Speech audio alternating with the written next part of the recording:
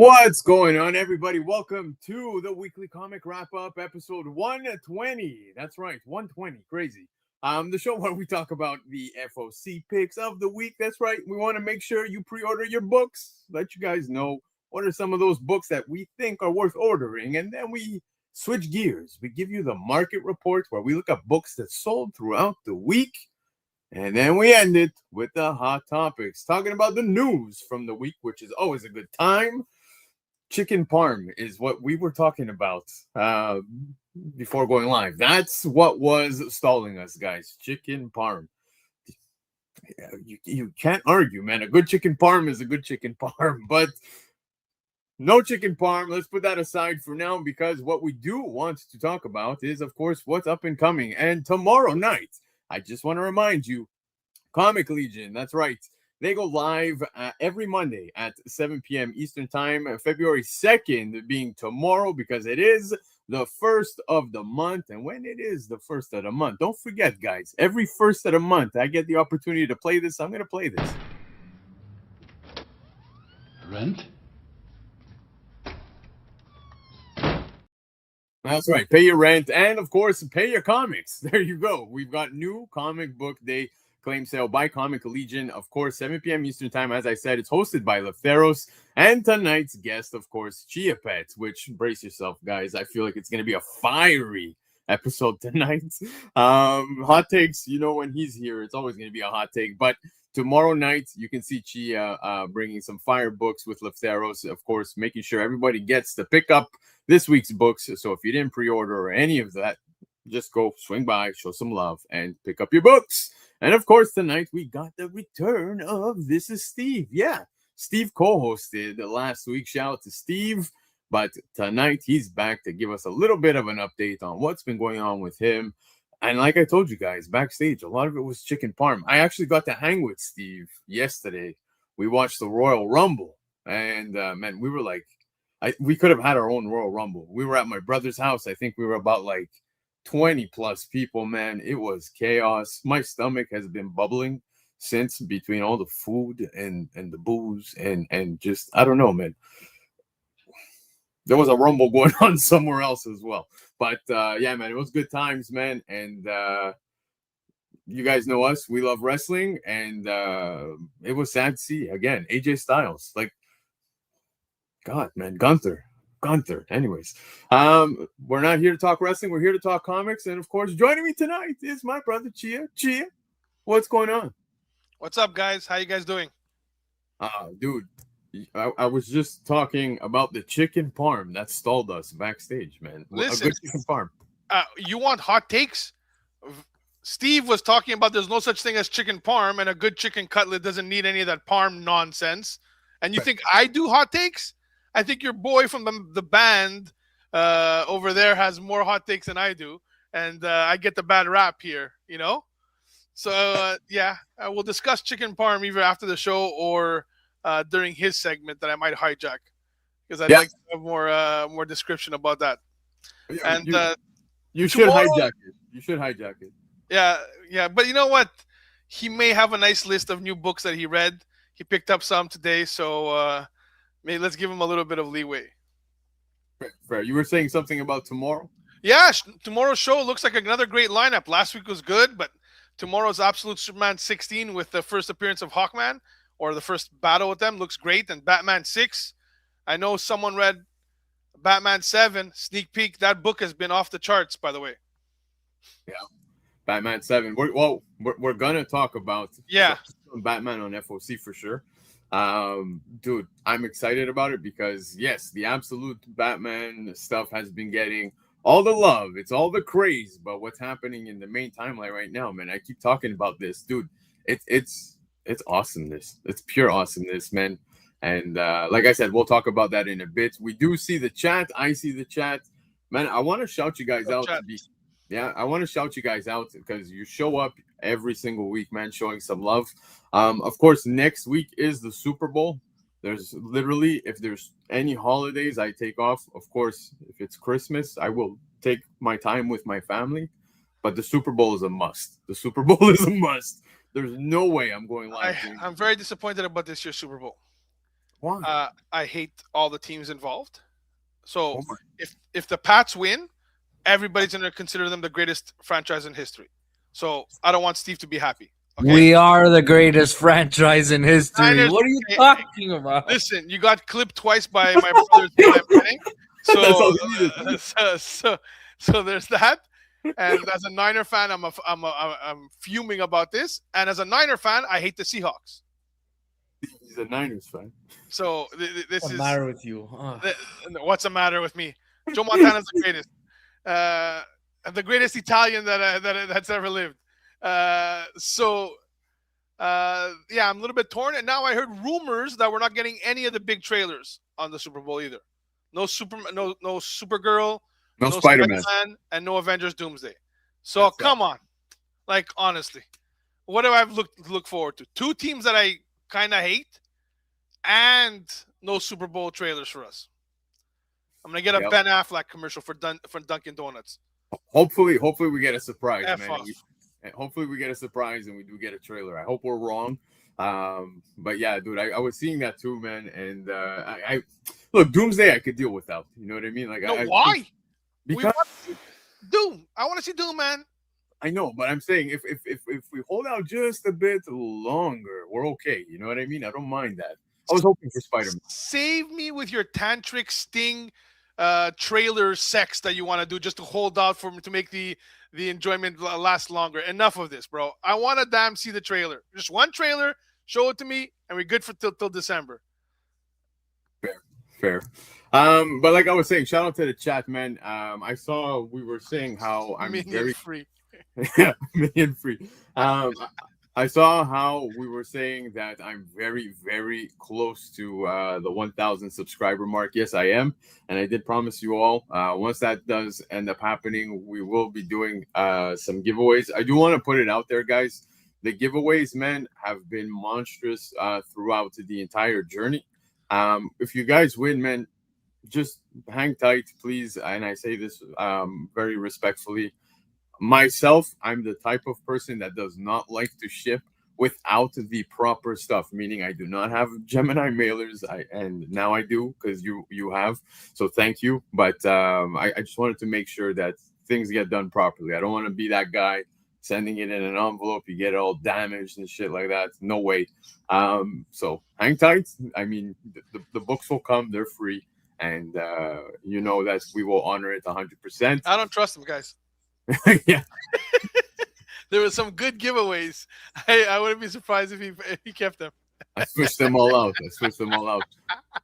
But you know what? It might be ideal because if we're about to cross the 1,000 giveaway mark, maybe somebody could win again and we save on shipping. But but I do want to shout everybody out and say thank you so much, man, because we're about to cross 1,000. And I've said it out the gate, man. I want to do this as organic as possible. I do not care to pay for subs, to pay for likes, to pay for anything, man. This was just an organic journey, wanting to bring together a bunch of comic, lovers, fans, collectors alike, and just have open discussions, man. Let's shoot the shit about comics. It's not just an organic journey. It's also your hard work. It's honestly, you're here, you're on time, you deliver a quality show with none of the hang-ups other people do and no agendas, and people have responded to that. So it's not just like a journey, man. You made sure to lead the journey. So this is props to you, and I can't wait to hit the 1,000. It's well deserved. I appreciate it, man. I appreciate it. You can clip it out and enjoy that one compliment, because the rest of the night's going to be all me ripping everyone around, including your boy with the chicken parm, the Pat boy. Apparently, we hit 1,000 subs. Canada, yay! You see that? Canada, we did it.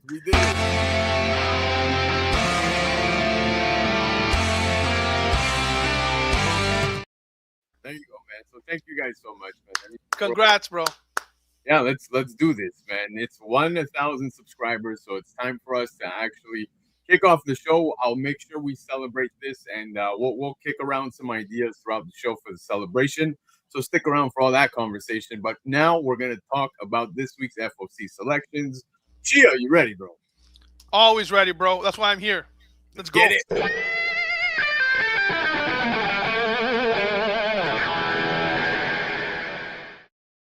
All right, guys, it's time for this week's FOC selections of the week. Now, of course, these picks that we're going to talk about were selected by our brother Lefteros, literally for this guy. If you live in the United States and you want to order any of these books, go check out comicnation.us. They give you 15% off of the cover price every single week, but use discount code Black Crown to get an additional 5% off. And then we've got Canada covered as well, because Comic Legion has 20% off of the FOC every single week. So go check out comiclegion.ca. You know you're in good hands when you've got people like Chiapet, Lefteros working here. Chris, who is a gem. Shout out to Chris, because, man, he does tons of grinding as well over at Comic Legion. And like I said, 20% off, but get an additional 5% off if it's your first order by using discount code and list. Now, nobody's telling you to buy all these books. Pick what you like. Here's what we like. Let's get into it. Chia, first book I want to talk about, dude. Yes, this is the throwdown. The throwdown I want to see. We got Absolute Wonder Woman, issue 17, cover 8. And, of course, we have the cover appearance. Okay, guys. We'd like to give something away for the 1,000 viewers. So we got the first and second print right here of Ultimate Universe. Is it Ultimate Universe? Which one is this one? I can't see because of your stupid blur. It's this one, the 1 in 100s and the 1 in 25. Oh my God! So we're gonna run a giveaway.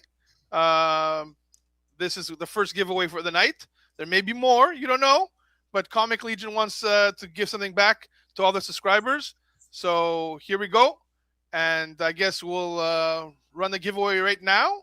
And do we need a word to join? We're doing it right now. We're not gonna... Let's do it off.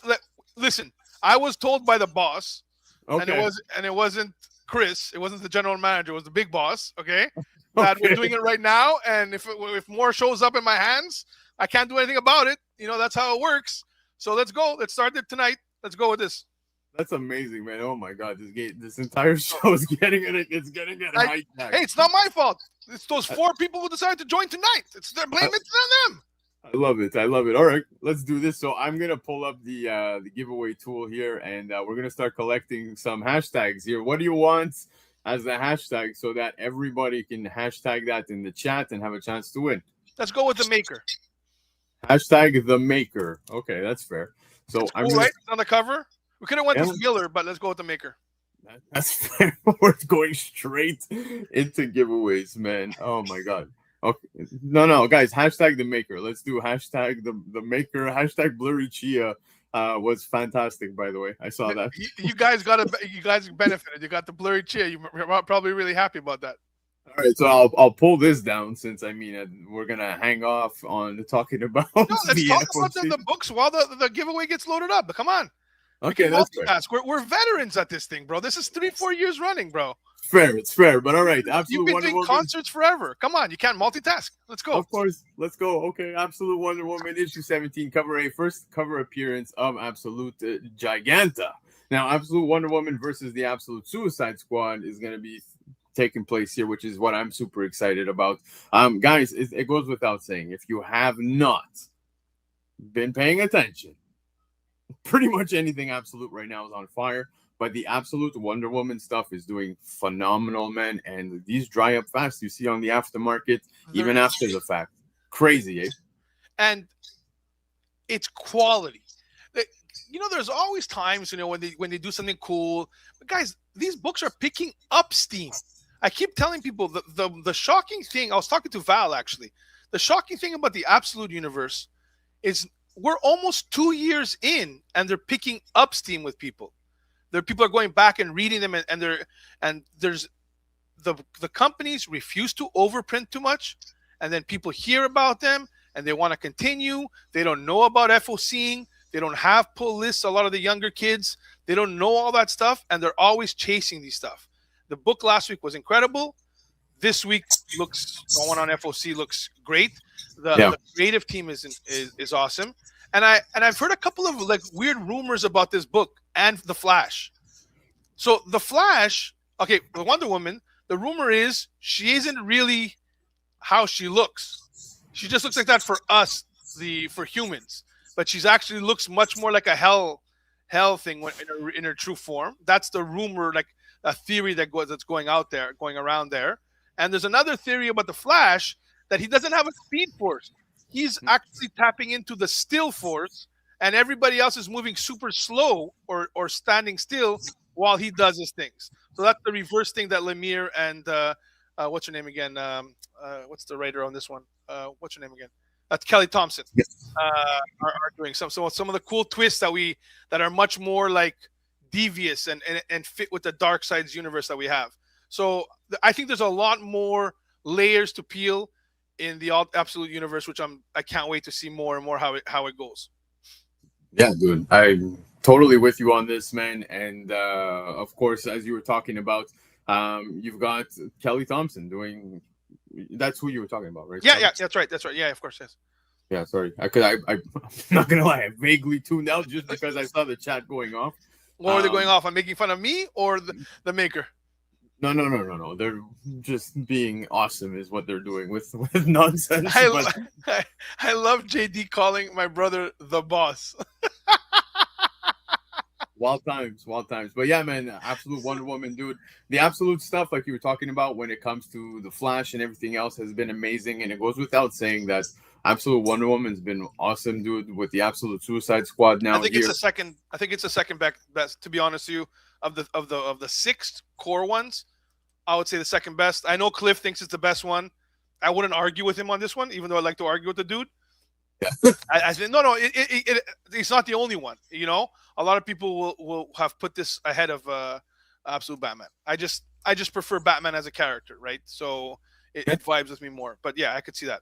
Nothing wrong with that. But moving on from Absolute Wonder Woman, guys, check this one out, man. One, I always get super pumped when we get a Puppeteer Lee cover available at a regular cover price. Here we have Wolverine issue 17, and it's a possible introduction of a character. Now, why is that? Because the solicitation mentions a new villain, and Lefteros believes that this person is who we see here on the cover. I've never even seen this type of character, and I think he even threw out a name within the article over on Cover Price where he's talking about the character possibly being Coldbug. So if that's the name, I'm not too sure. But one thing I do know is you have an amazing Puppeteer Lee cover, which I'm more than down to pick up. But besides the Puppeteer Lee, Chia, I have to show you something else, because who doesn't like a nice homage, and especially when Sanford Green gets to do this, right? What are we homaging? What are we throwing it back to? We're throwing it back to that Doom #1, man. You guys all remember that. Tell me this wouldn't look badass lined up right next to that. Dude, sick. I'm going to say that it's blasphemy. I don't care. The Puppeteer Lee cover is incredible, and it's a must-get because it's an incredible cover, an open order, and it has possibly a new villain on it, first drawn. So it's a no-brainer, okay? This may be better than the Doom cover. I'm saying it right now. I'm saying it. Look at that purple, the way it pops, bro. It just pops. And Logan's a badass. So I'm sorry. I think it may be better. I'm saying it. That's my first hot take of the night. I think that's a better cover. I want it. It's a must grab. Sure, you want to be saying this thing with your boss watching, bro? You know how he used to do. Listen. He just hands out the books. That's all he does. He can't tell me what I could like and not like. It's a better cover, but it would look great in matching slabs signed, both of them by Sanford. Yeah, dude. I would love to have that. I do have the Doom one, so it's a no-brainer. I'm going to pick this one up because I want to pair these together. Yeah. Love this cover. Love the Puppeteer Lee one as well. They're both amazing, so both are making my pre-order list. Moving on from that. 1 second about the previous one. If they're putting heavy hitters like Puppeteer Lee and Sanford Green on a Wolverine book, there's a good chance that that's a big book of the week. They don't drop those. They don't drop those kind of artists on open order variants for nothing. There's a reason that this is a big one for sure. Very well could be, but one that is very interesting to be on FOC this week, especially after the show dropped, which we'll talk about in the Hot Topics portion of the show. But Wonder Man, my bad. Wonder Man #1 is on FOC. And like I said, the show just came out. Here, apparently, we're getting the first appearance of Randolph Chancellor. Simon Williams' former cellmate. So pretty interesting. I'm not gonna make anything of this right now. I'm gonna give it a read because I mean I don't expect this to follow too much of what's happened within the show, etc. Um, but should be interesting. I've never been the biggest Wonder Man fan. The show kind of like did something to me, which I'll talk about later. You know what I mean? Yeah, it's the rare. Well, we'll talk about the show later. Let's stick on this one. I think the cover is really cool. It's fun. It's typical Wonder Man thing, and I think Wonder Man is fun in like certain doses. Yeah. He had a really cool thing going when he was with the Beast. You know, there was a good run in the early '90s where they went fully kind of like in Hollywood, which I really liked as well. So I like him as a character kind of thing, but as usually as a supporting character. I always hated when he got involved with the Vision and Scarlet Witch because I'm an OG Vision and Scarlet Witch, a shipper. So it annoyed me always, but it's still a cool dynamic, and yeah, it's definitely good for a read. Yeah, so I'll definitely give this a shot for sure. Yeah. Yeah, Armin saying it was very slow. Watch the first 3 episodes.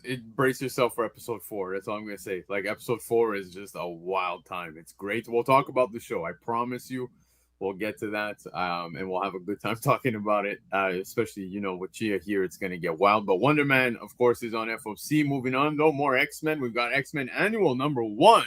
This one being the main cover, first appearance of the Creationist. Very interesting because didn't we just get a character introduction not too long ago in another annual? It was the giant size, the one that Pichelli drew, right? Yeah, the one that the Italian girl. That's like a kind of like she has like a fascist lean, right? Where she's a little bit more fascist lean. I would hope they would continue with her because I thought it was an interesting character that was never got adopted and involved with Krakoa. So I think they'll be going with that. I think this is Ryan Stegman's first writing job, and he's about to write now, going forward in a secret project, either an indie or a Marvel or another one.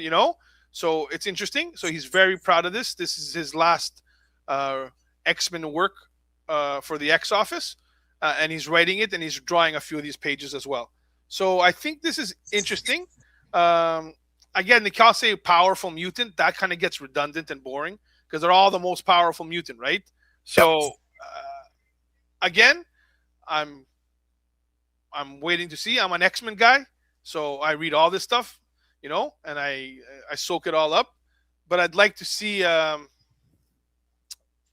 want these characters to start establishing themselves, more firmly in the X universe. One thing I will say about the Age of Revelation, and I was talking with another friend of mine, Demo, who's a big X-Men fan as well, is they committed to the characters they introduced in the first run of the first 20 issues, 12 issues, and they were part of that future that they went to.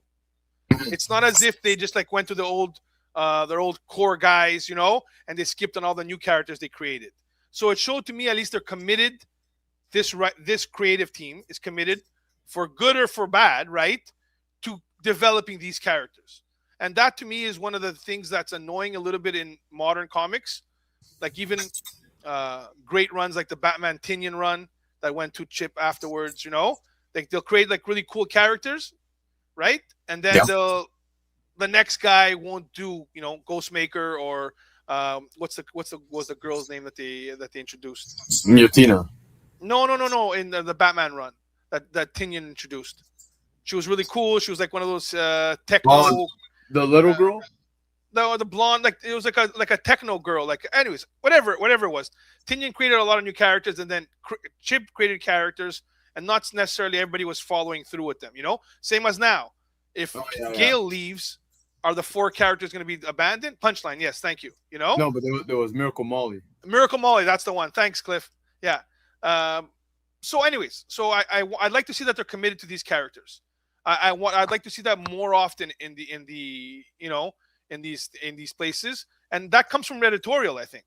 Editorial needs to say, whenever we create someone, let's make sure there's a place regardless of who the writer is afterwards. Let's keep developing them. Anyways, that's my take on that. That's the only thing annoying. I agree with you, man. I feel like we get a lot of these character introductions, and then after we just get like no story afterwards, man. But regardless, X-Men Annual #1, I like the cover, and Me too. I'm curious to see what Stegman's gonna bring here story wise as well. So it's a pickup from myself to give it a read. But moving on, dude, I don't know if you guys caught this one, but Absolute Martian Manhunter issue 9 is on FOC, and of course, like we were saying, everything Absolute is gone crazy, but there's a little bit of an Easter egg here, man. If you look to the bottom left, you could see a little bit of Absolute Batman creeping through right there. So I don't know, what was that intentional? What's going on here? What's going on? Dan Hip covers are cool. I like Dan Hip covers. Like, I always think they're really cool. But they could also be a little bit of abstract in a sense. You could just throw in Batman and it has nothing to do with the story, right? So I guess, I just like this story, this book. It's trippy. The cover works with it, and I recommend everybody read this book. That's it. Dennis Camp, man, he's killing it. Ultimate Endgame, Ultimates, Absolute Martian Manhunter. He has a couple of indies coming, one on Vertigo and one indie. I mean, the guy can Assorted Crisis Events. Yeah. Come on, man. The guy's killing it. It's a year. JD saying I smell an Absolute Justice League coming, man, and I think we all can smell that coming. Well, they came already. The villains are called the Justice League guys. No, I know, but you get what he means, bro. The heroes are gonna form, bro. They got it. It's gonna be a while, I think, before that. To be honest with you. Yeah, probably. Well, we'll see, man. We already got some crossover here, right, with Wonder Woman and Batman. So great we'll issue. see. Yeah. But very quickly, I do want to give a huge shout out to Alex, man. I just caught this now that he sent a $10 super chat. Again, I say it all the time. You don't need to do these things, but I want you to know that I absolutely appreciate it, man. So thank you, because every bit helps. Don't forget, we got lots of shipping to be doing with the giveaways that are up and coming and from those prior. So every bit helps, man. Every penny that comes here comes right back to you guys. So much love, man. Alex, thank you so much, brother. Always been a supporter, man. So much love. But yeah, Absolute Martian Manhunter. Moving on. This is a big one, guys. The Exorcism at Buckingham Palace. Issue #1. This is the cover A. And of course, we're getting the sequel to The Exorcism at 1600 pen, which is an optioned property already. News broke within the week that it was optioned. Lefteros talked about this, and I gotta say, I know maybe 2 people who actually were talking about this. There was Lefteros himself and my brother Paperweight, man. Great. You guys remember Paperweight? He talked about this, man, and was saying, man, how much he loved this. And Lefteros saying the same thing. Just not too long ago, you guys were giving these books away. Not this one here, the first one. Begging people to take it. Yo, people were picking it up at like $2 a pop, man. Yeah. And that was The Exorcism at 1600 pen. And dude, now it's optioned. The book is, taken off, and you already know that with the first project, they're gonna be looking for a sequel. 100%. You might want to pick this one. Look, the cover is beautiful. First off, just aesthetically, it's really cool. The blue and everything, it's a really cool vibe. This seems to tap into that same Department of Truth vibe, right? That conspiracy kind of our leaders are corrupted by some supernatural force type of thing. So I think it's, again, tapping into the really popular feeling in the pop culture. So I think it could work really cool, spooky kind of, thing. And I think this is a great book. The first one was awesome, like Paperweight and my brother said. Stop by the Monday show. You're probably going to have a chance to get this for a crazy price as well, because we don't only pick off Marvel and DC books.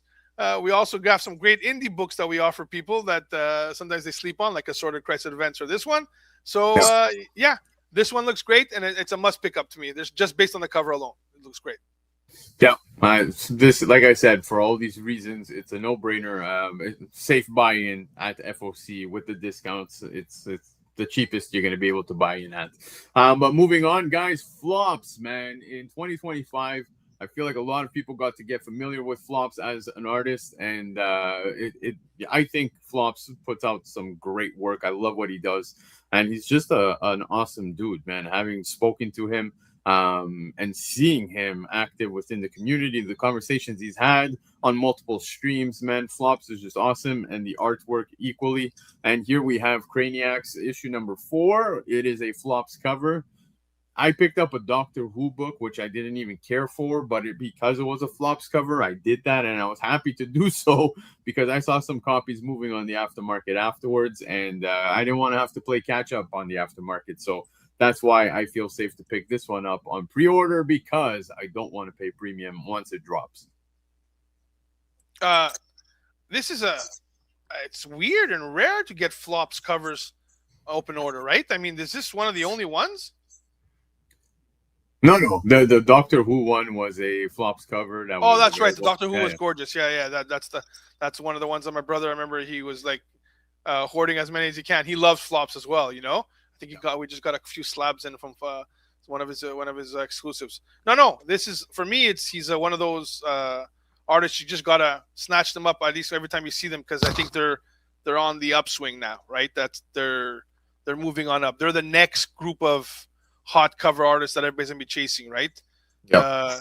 Suspiria / Shubina / Flops, you know, they're the ones I think that are replace them. Eom, that are gonna come in, not replace, but join the likes of the Peaches and the Art Germ and the rest of them, right? So yep. I think it's a must grab whenever you see an open order like that, for sure. Absolutely. So this is a pickup for me. Also, another one I want to show you guys is Nectar number 1. Of course, we saw the Bug Wars one and not too long ago. It just came out last week that everybody went to gung ho for. But we have another not safe for work black bag variant, and this one here is by Suspiria, who you just mentioned, who I actually am obsessed with. I have a book signed by Suspiria, thanks to you. You got me the Something is Killing the Children signed by her. Should be a duo signed, right? I believe it's with Tinian and her. Yeah, exactly. I don't know if you guys knew this, but Suspiria is actually the one who did the Linkin Park comic book, the cover for it, and I need to get that signed. Oh, really? Yeah, dude. I need to get that. The one we had at the sale? Yeah, exactly. The one you had at the sale is a Linkin Park. Really? Yeah, it's Linkin Park here. Look, I'll show you guys. Suspiria, I know. I remember the book. Shout out to you guys because you gave it to me in a metal as well. You gave me the metal one. Yeah, that's right. Super happy. It's the boss, bro. The boss just likes you for some reason. At least one of you do. But yeah, I just want to show you guys here. Let me share the screen very quickly because Suspiria did a great job with that, and they're all talking about the Legion metal. I didn't even know. Yeah, that's the one. Yeah. So there is a metal cover as well available for this issue. Really cool, man. I liked the read inside. You guys know I'm a big Linkin Park fan, and so yeah, dude, I was so happy to get this both as the regular cover and the metal. But yes, Suspiria, her signature is right here. Did the cover for this, and I totally need to get it signed by Suspiria. Lefteros, Alex, is the boss. Yeah. I did get the medal. I did get the Tony medal. Danza. Lefteros and Tony Danza. If you guys are wondering though what this cover is gonna look like, apparently my logo is gonna be on this cover. There you go. Here, look, Suspiria. Boom, baby. Yeah. It's quite a cover. It's quite something. Yeah. Mama. Yeah, Mama, you know I'm what? Famous. She's very happy with your show. She's an avid follower. When I met her in Toronto, all she could talk about is how she loved your show, and she said she wanted to incorporate your logo somewhat in her artwork, you know. So there you go. She found the chance. She found her way. Yeah, couldn't be more honored. No, she's super sweet, by the way. Wonderful. She was awesome. Gave her time. She was incredible. I can't say enough nice things about her. Yeah. To be honest with you, sorry. I was gonna say I hope she's coming back to Canada this year. I think does she live in Toronto? I think she lives in Toronto. Really? I had no idea. I can't remember if that was a conversation. Maybe it's very possible. But to be honest with you, almost all the creators were A1 people. Like I haven't met any creator that's, you know, at all. To be honest with you, they're also giving. Like Ken Lashley sit there and speaks with you for like an hour in Montreal, talking about his football team that he coaches. Like they're all really great guys. That's awesome. I love that. I love hearing that. But yeah, you guys got to see a preview of the cover, of course. Once you unbag this one, it won't have my logo and it'll be way more revealing. So if you're into it, definitely pick it up. Moving on, though, I love creative covers. I love when it just makes sense, and I love when it's a retro 8-bit throwback. Dude, we're going perfection. Yeah, Star Trek Lower Decks issue 17. This one being actually a cover A, man. That's what is amazing about this. It's not a variant. They chose this as the cover A, and it's game inspired from Space Invaders, of course, man. Space Invaders is still a game that is now super popular. Even when I go bring my kids to the arcades, they've got these ginormous screens now where you could sit down, bro, and it's like 100 feet wide and tall. It's wild, absolutely wild, bro. And you're just like shooting everything. It's so good, so good. I love this Star Trek. Look at that, makes sense. I love the ship. I love it. Incredible cover, perfection. Yep. You know, you can't get better than this. Honestly, it's just great. You buy it just for the cover. Yeah, it's way too good, way too good. Val saying Suspiria is born in Barcelona, living in Toronto. Not stalking her hashtag. yeah, not stalking her, Val. That's what we'll believe. Yes, totally believe you. I'm gonna see his FOCs. He's gonna have 4 of those purchased for sure, 4 to 5, guaranteed. Armin saying he grabbed 3. Yeah, there you go. Did well, but I love this Star Trek one. But moving on from Star Trek back to DC, I want to show you guys DCKO #1 goes to a 3rd printing, and of course, who do we got at the front here? Well, you can see from the Absolute Universe, we got several characters there. Omega Charged, Absolute Trinity cover depiction by Javi Fernandez, and I mean, DCKO was amazing. It's still great. I'm loving every issue that's come out. And the issue 1, man, definitely very popular with the blind bags, right? The blind bags did a lot of, publicity for it, and got a lot of people on board. I hope people stayed on board because of the read, because personally, I'm loving it. I think it's awesome, and I can't wait to see some of these, spin-offs that are about to happen with multiple different universes, like where we're going to get Annabelle, where we're going to get Sub-Zero, Mortal Kombat, all that stuff. Homelander, let's go, baby. I've loved DCKO. I feel a little bit like people don't seem to talk enough about this book and how important it is. Like, it's almost as if sometimes like you're screaming like, hey guys, focus on this. This seems like it's a big one, those crossover.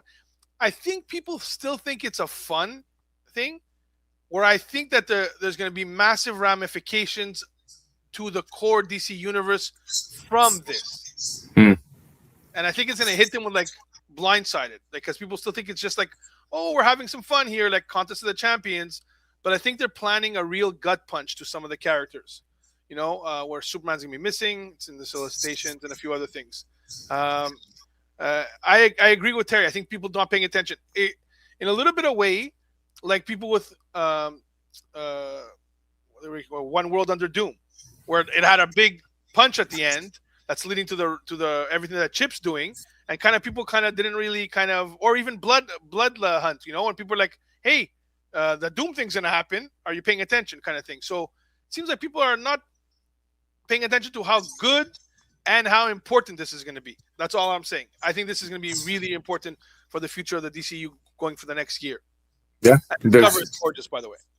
Multiple reasons as to why we should be picking this up. Like I said, the read alone is worth the price of admission, and I'm loving it, man. I can't wait for all the spin-offs. Captain America 6 goes to a 2nd printing, and of course we're getting the Zdarsky cover as the 1 in 25 incentive. A beautiful cover. I don't think there's anything much more to say about this. It looks great as a virgin. How incredible does it look like a virgin?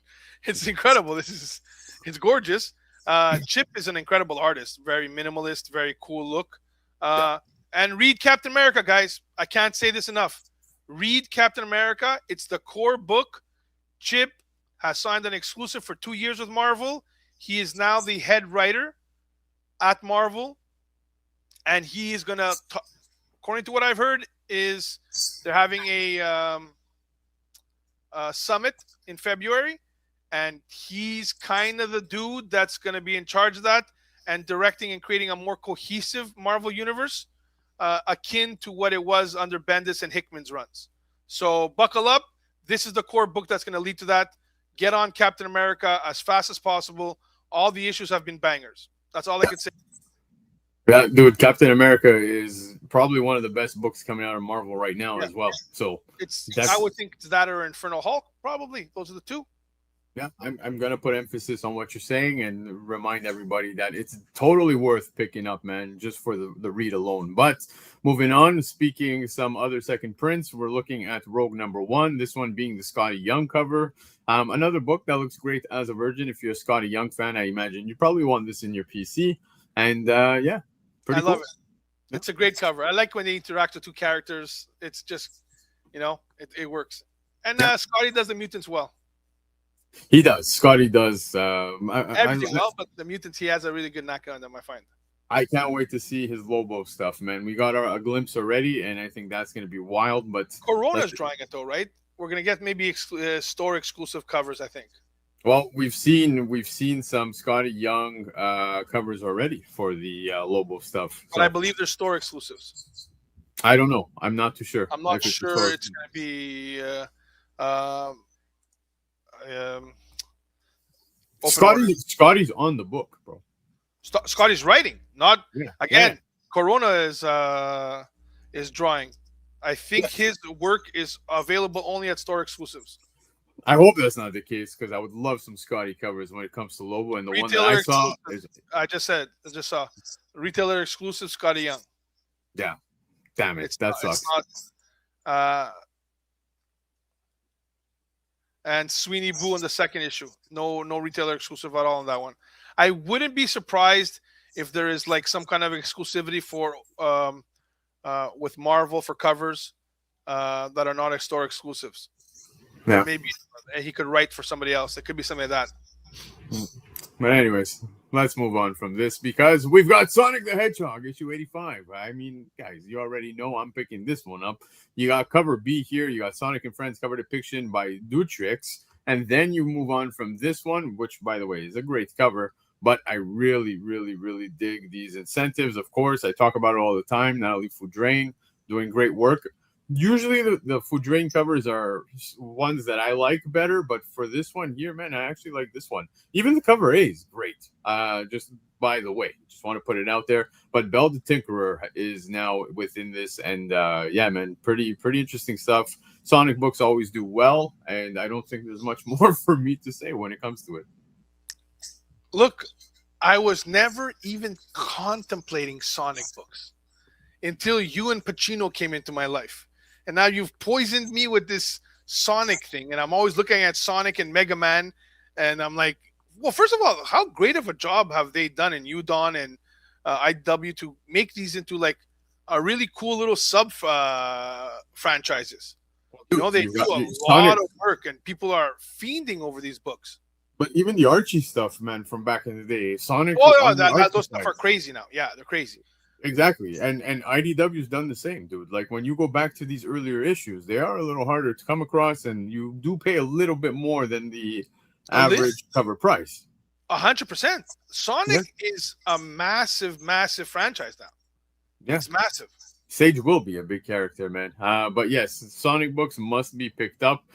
A book that needs to be picked up, guys, and I cannot stress it enough, Batman issue 7. Pay attention, guys, because here we have the cover A. We're getting a reintroduction of the Joker, man. And some big things are going to be happening here. Big things at play. Lefteros actually had the opportunity of reading the issue in advance. And he openly says that he cannot wait already for issue 8. We got the cover A here, but as you can see, look at this cover C here, man. I love this cover, dude. Originally, when I saw this, I was like, what is going on? You got Molina doing this cover, man. The twist on Joker must be nuts, dude. I can't wait to see what we're gonna get story-wise when it comes to a character as such. We just saw within the Absolute Universe how out of the box they can go with a certain character. But now within the main DC line here, what are they doing with Joker? This I must know, so I have to pick this up. Listen, the boss described the book to me. Doesn't let me read them when we get them in early. But according to what he couldn't stop raving about it, and it's very rare he raves a book. Like, he'll love a book, he'll say it's amazing, but he was raving about it. Everybody, you've been warned. Get your orders in. Do not sleep on this. It's going to be massive. Fraction is cooking on this book. Yeah.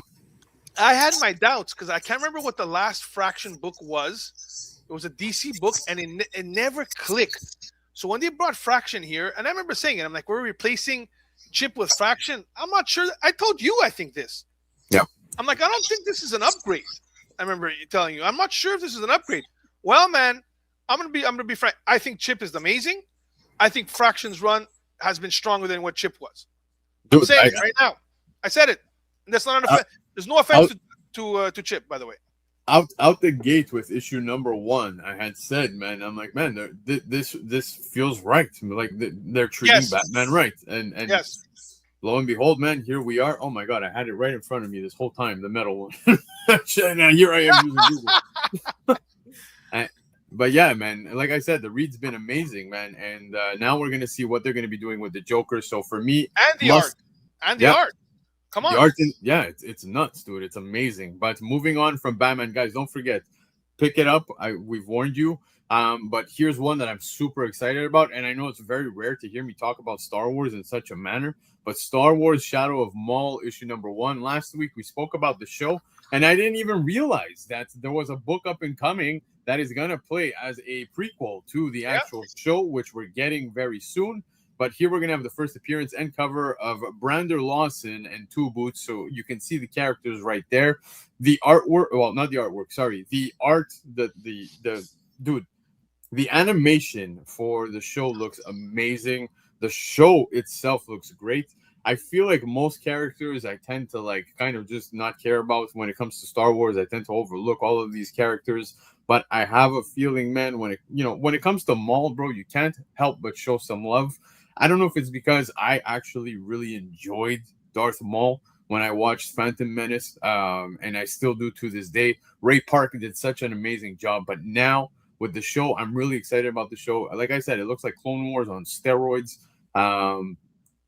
It's gonna be awesome, and I definitely want to hop in on the prequel and get to see what all of this is going to be about. We're gonna get this around I want to say the same time that this is gonna be coming out. I assume, that's coming around the same time. Yeah, for sure. Look, when I saw Phantom Menace and I saw the first scene of Maul, I thought it was the coolest character in history.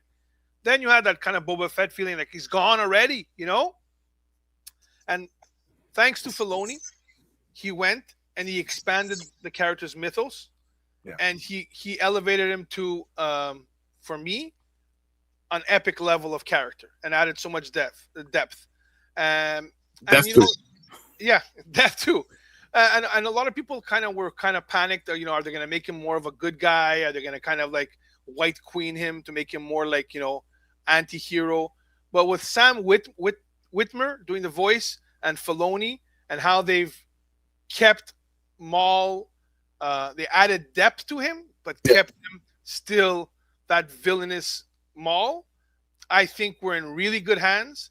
I think we're gonna get an incredible show, and the animation, like you said, is outstanding. And I heard that they went away from like computerized brushstrokes, and they went to traditional brushstrokes on his blade and everything. And you could kind of see that it's more rough and it has a grainy feel to it. And honestly, I was blown away by that trailer. One of the best trailers I've seen forever. Good old Trek. Anyways. But yeah, no, I'm equally excited. I agree with all the points you're saying, man. And the book, written by Benjamin Percy, who does violence excellently. I'm very stoked about too. Sorry. Yeah, and not only that, though, we also get an amazing Panosian cover, man. Panosian killed this one. It's also available Yes. as a trade, but here's the 1 in 100 incentive. Obviously coming as a virgin, but dude, the trade looks equally as stunning. Obviously, as a virgin, dude, it really stands out, man. Like it looks really, really good. Look at the blue and the red saber. Come on, dude. What do you And, get? and you get the subtle redness on his face, bro. Like if you guys zoom in and see that, So good, bro. not even fair. Not even fair. It's not even fair. No, but moving on, guys. One of my favorite covers as well from this week is Amazing Spider-Man issue 23. This one being the Talavera variant. You got MJ, you got Venom, you got the symbiote. Look at that. I saw some people saying on actually Lefteros' chat that this kind of feels like a Villa Lobos cover, and I don't really see that at all. I really see Talavera here, and I think the cover is just stunning, both as a trade and of course as a virgin, dude. Killer cover. No brainer for me. This is a cover grab. I'm picking this out. Talavera doesn't miss. No, I have not seen a bad one. Have we seen a bad one from Talavera? No. absolutely They not, don't man. miss. That's it. It's crazy. And look, they made MJ Venom cool. Like, Yeah. how's that even fucking possible? Sorry. It doesn't even make sense. It's crazy. Yeah, No, it's who good. was saying Talavera bites Lobos? That's not true at all. I don't know. You know what? You know what? I will say something about that once we get right past the FOC selections of the week. But the next book I'm going to talk about, DCKO #1, goes to a third print. Guys, if you whiffed on the first print, if you whiffed on the second one, here's your chance, guys. Don't whiff on this one. Because yes, we have the first appearance of the Absolute Trinity. You got Batman, Superman, and Wonder Woman. Talk to me. What are you doing? It's DC All In #1, third print. DC All In. My bad. I said DCKO. Oh no, it says DCKO. Yeah. My bad. But yeah, no, it's DC All In, not DCKO. DC All In #1 is going to a third printing. So you whiffed, like I said, if you missed it on the first, the second, here's your opportunity to pick it up on the third. All in reprint. Yes, Alex, it's there, man. So let's make sure to pick this up. Looks great. Get 2 copies because you guys know this is a flip one where you take this one. This is the front, and then you go to the back. You get the Absolute Universe, and then you got the regular universe, and then it's so good, bro. Like I enjoyed it. The read is great, and it's very important for everything that's happening right now within the Absolute Universe. So you might want to pick this up if you missed out for sure on the first and the second. And who's to say the third doesn't do a little bit of, numbers on the aftermarket? We'll see. Oh yeah, listen, it's a great book, and it started it all. This is where the Absolute stuff started. Yeah, exactly. Are we done with the FOC selections? We are done, bro. But 1 second. Yeah. Guys, hashtag the maker. We're gonna do the draw very soon, like right now in the next 2 minutes. Anybody new who jumped into the stream, hashtag the maker. You guys enter a chance to win these 2 babies right here. So hashtag the maker quickly. Well, thank you for that, sir. Hashtag the maker, guys, because yes, we are giving away. But before we do the giveaway, I just want to say thank you to Lefteros, of course, for the picks of the week. If you guys want to read more on these picks, go check him out over on COVRPRICE.com, where you can read into the FOC selections and as well as the new comic book day selections, which is going to be coming out, I believe, by tomorrow or Tuesday. If you want to order any of these books, you live in the States, go check out comicnation.us. They give you 15% off of the cover price. We get an additional 5% off by using discount code BLACKCROWN. And if you're in Canada, well, go check out comiclegion.ca. They give you 20% off every single week. But if it's your first order, use discount code ENLIST. Guys, we have a Discord where we talk about comics and literally everything 24/7, whether it be sports, whether it be wrestling, whether it be music, whether it be showing off our hauls. And if you want to sell some books, there's even a marketplace for that over on Discord. So come and join us, man. Hit up Lefteros. Just you can see there. Message at Lefteros to join the Discord, man. It is a very welcoming, awesome community. And if you guys do any shady shit, it's very simple. You're out. You get the The Dictator. You ever watch that movie? The Dictator. I had said something, man, and I'm gonna put it out there, guys. One thing that I've not said ever, and I think needs to be said. Lefteros and myself and a lot of people put a lot of hard work into bringing information to you, man. And obviously, as you could see, a little mistake might happen here and there where he'll write DCKO rather than DC all in, and that's fine, man. But on the posts, man, one thing that really fucking pisses me off is seeing people having to give their 2 cents without hitting the like button, and they always got to drop some negative shit. Dude, if you don't like it, keep scrolling. It's as simple as that. Like, if I don't agree with something, I move along. If you feel the need to be dropping an opinion, awesome. It's fine. Nobody's going to argue with you.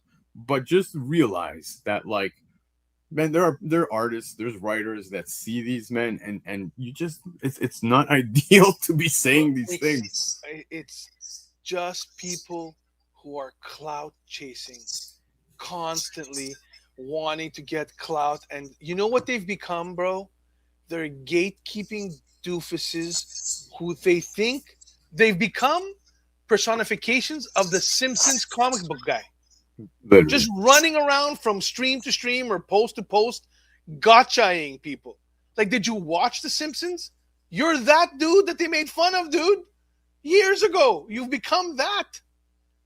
Like, check yourself, man.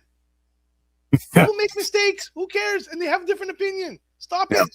But anyways, all the info comes to you free 99, bro. So if you want to have a conversation, feel free, but just keep it clean, man. That's all I got to ask. But anyways, let's do the giveaway. We said we're going to give away the books, and shout out to Comic Legion for bringing this to the table for us tonight. It was not planned at all, but 1,000 subscribers has been hit. So let's kick off the party, man. Hashtag the maker. This is the last call because I'm going to draw this in 5, 4, 3, 2, 1. We got 42 entries. Let's see who's taking these home, baby. I didn't enter. Good. I don't want you to win. Nobody wants you to win. Who is it going to? Brownie breaks. There you go, man. A new Legionnaire recently. That's great news, Brownie. You win, Ali.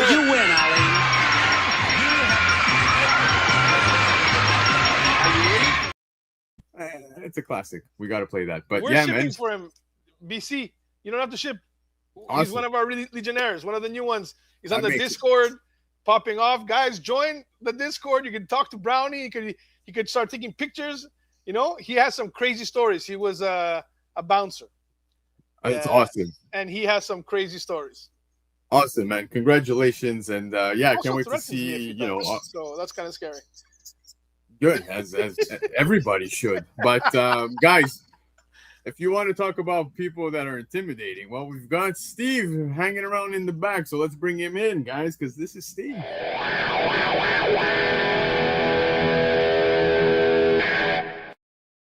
Baby boy, what's going on, man? What's up? Not much, bro. Not much. I'm still, like I said at the beginning of the show, I'm still recovering from yesterday, man, because the Royal Rumble.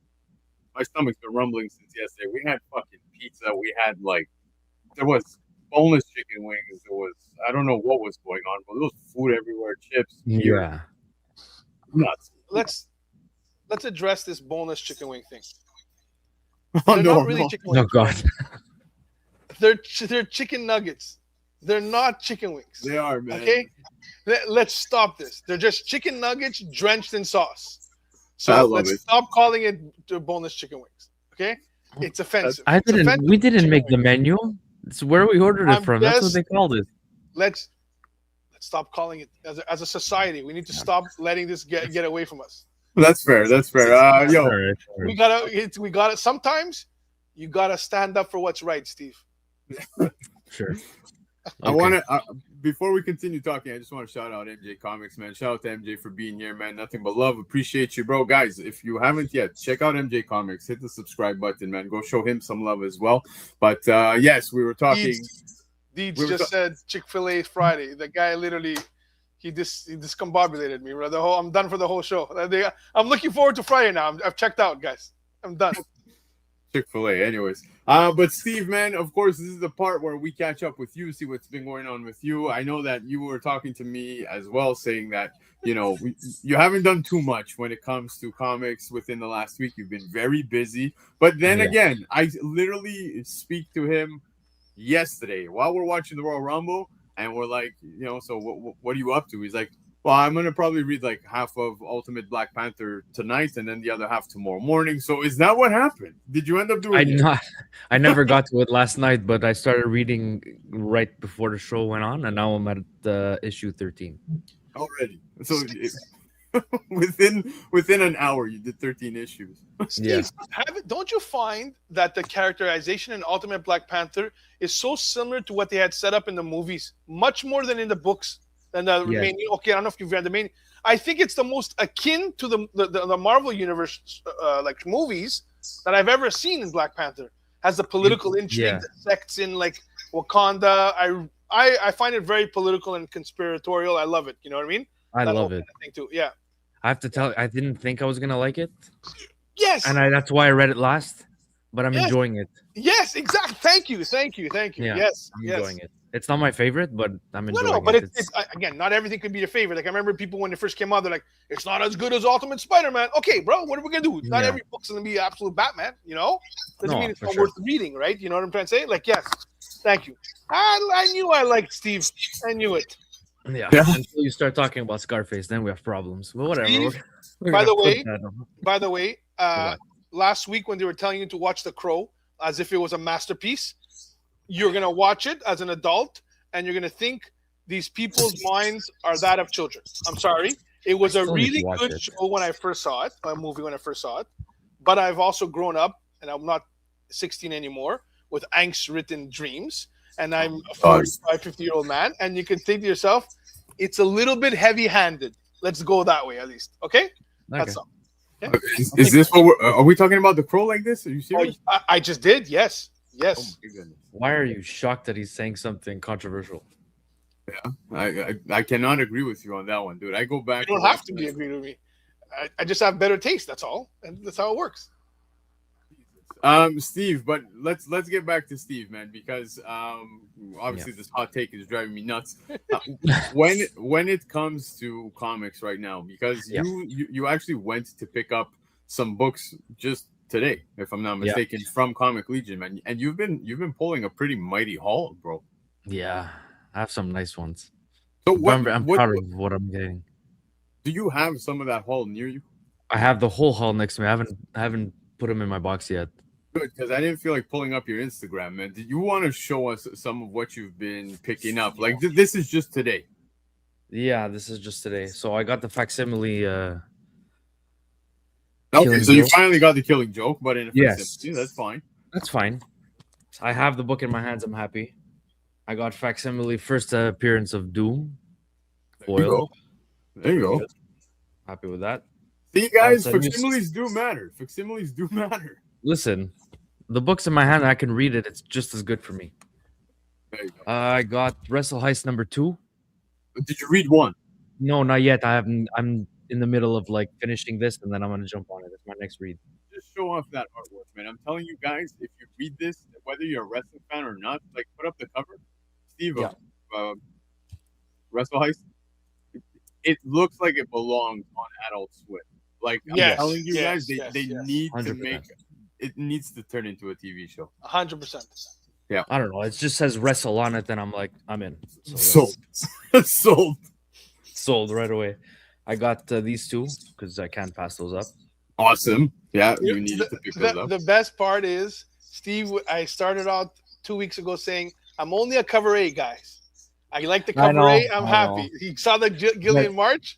But this cover is so nice. You don't understand. Last Monday on the big show when you picked it up, I was laughing because I go, it got him. It got him. Yeah. The boots got him. Continuing my run. Yeah. I bought this just because I don't know. No, it's good. It's a good pickup. I bought it because everybody's saying it's going to be amazing. So you know what? I'll jump ahead this time instead of falling behind. Nice. That's, what else? This one. Yes, yes, great one. Big book. Nice, love that cover. So was the long Halloween was a cover grab, was it not? Yes, It was. for Bill. Any Yeah. Joker on a cover I'm buying. It's regardless of the story. Fair. Let me go into a little bit stuff that I got from Armin. This one I'm really happy with. Nice. That's awesome. It's honestly it's one of my favorite covers that I have. Gear up. Yeah. What else did I get? I got a bunch of Batmans. This one I'm happy with. Nice. And what else? Some Department of Truth. Just the stuff that I like. These ones are nice. Those are exclusives. Yeah, they're both. I think 500 print run each. Here you are now dipping into exclusives, bro. He got you. Yeah, no, I'm toast. I'm toast. Yeah, I got a bunch of stuff. This is, I guess, if I show the whole, this is just a week, so I'm dabbling. He's dabbling, man. Dabbling like Dabbling. a dabbler, dude. But That's he's got a awesome. good eye, though. He's got a good eye, honestly.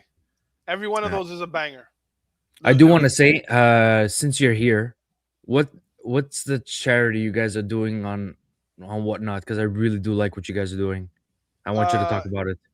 Yeah, so the boss had a very good idea because he has a very good ear for music, I remember when I was a kid, I would listen to, he's like, "No, man, this is really good.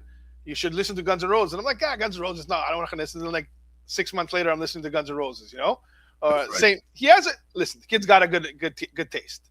So our Whatnot streams have had some good music on, variety too, like from the 80s stuff, like good stuff. And then Terry goes one time to me, goes upstairs, goes, "You know what, man? I think we should try to find a way to give back, right?" And I'm not sure. And he goes, "I'm gonna tell the guys, let's select you guys could pick a song, Yeah. I'll play it, and then you donate $1, and that money, once we hit $100, we're gonna donate it to charity, for I think it's called Second Harvest, the charity, and what they from their website and the information they've given is every dollar that we donate could create 5 meals. So we said once we raise $100, we're gonna send it over, and that would be 500 meals. So it's pretty awesome. And everybody in the Whatnot on last Thursday contributed, and it filled us with so much joy that we raised, I think it was close to $80, I think, and then we put the other 20, and then we sent the first 100 over, and they were really happy, and they were ecstatic, and we explained what we did, and they were super responsive. So it was a really nice idea, and it's kind of goes with kind of our community that we have in here too, right? Where we want to elevate people, we don't want to just be snidey kind of internet people. Let's try to be part of the solution. And especially now, I just went grocery shopping with my mom today, and you're coming home and you're like, how did we spend this much money? Yeah. How is this even possible? Like, where did it go? And the reality is I have a pretty decent, I make a decent living, my brother makes it, in our jobs and everything. And you're still shocked about that. So imagine how many underprivileged people don't have a way to get that. So, I thank you. It's all grace to you guys who were on the Whatnot stream that helped us do this. But I think it was a wonderful idea on my brother's part to do that, He just posted that thing. It was really nice.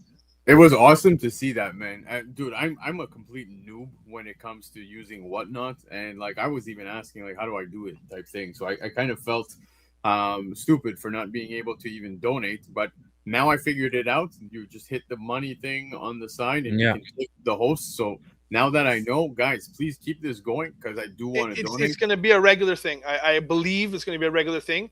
I hope so. It's a really good thing. It's just something. I think it brings awareness too, right? One of the things I do at my job when we were there, they like us to do a charity event every year. So we go to Première Moisson or something, I think it's called, somewhere there, and we a day that's paid from our company. we go there and we do charity work, and it was weird because there's so much work that these people do to get the people the food. It's crazy. Yep. So all those people on the front line that are helping people, man, God bless, So any little thing we could all chip in, we're out there buying comics, a couple of extra dollars, feeding 5 people is incredible. I love hearing these stories, man, and seeing what you guys are doing, because it's huge. It's huge. You're putting. You said like for how much feeds five families? $1 feeds $1. gets 5 meals. It's crazy. Yeah, absolutely nuts.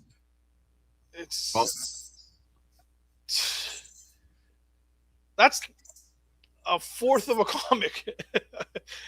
Feeds 5 people. Yeah. Because they go to grocery stores, I think, and it's called Second Harvest. I think they get the food that they're going to throw away, right? And they cook immediately. So they have a system probably in place to pick up right before the food expires or anything, and then they're able to weaponize or to make it into meals immediately, and people need that. So no, it's wonderful. That's awesome, man. I'm really happy to hear that. But Steve, thank you so much for even bringing that up, because no, thanks, Steve. I felt like it was important. Like, I feel like even if you're not gonna go and spend money on books on whatnot, you should just go with $5. Won't do much. It's one less book in your collection, but you'll get to feed people, and I think that's important. $5 is 25 people. Exactly. That's a lot. Yeah, no, I needed to bring it up. It was something you guys are doing is great, and I'm so happy that I was a part of it too. So. I was very proud of everybody on the stream. Like, honestly, my brother was, when we, like, at the end of the stream, I'm gonna be honest with you, the first thing my brother said was, "Man, we raised $80," and he was so happy. Like, he was that's the first thing he said. He's like, it's great. He goes, "I'm just gonna put in another 20. We're gonna send them $100. They're gonna be so happy." That's exactly what he said.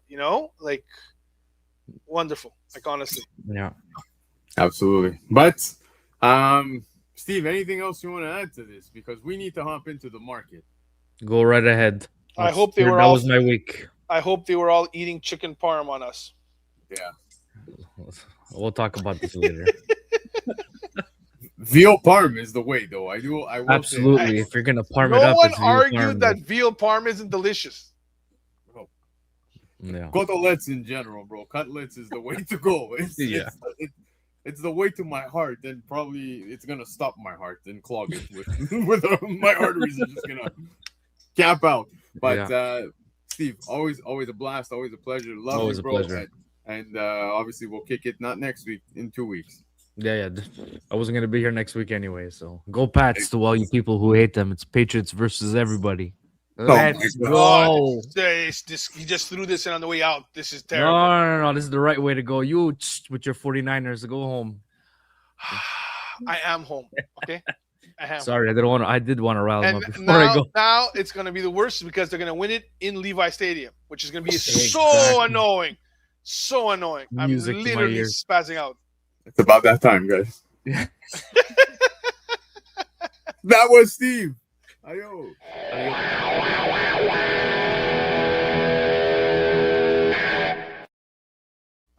I love it when you guys go at it. It's so fun. But it's time we talk about some books that sold on the aftermarket. It's market. Baker time, baby.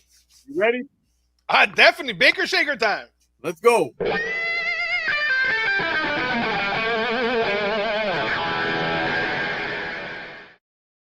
All right, guys, it's time for the market report. We're looking at multiple lists, whether it be House of Stein, CBSI, Key Collector, Cover Price, Check-in Sales, Go Collect, eBay, all of that fun jazz. But most importantly, here on this show, we got the Baker Shakers. That's right. Michael Baker hits me up every single day with books that are selling on the aftermarket. He's been a huge supporter from day one on this channel and has been part of the show since day one. And that is why we give back and always show some love back to Baker.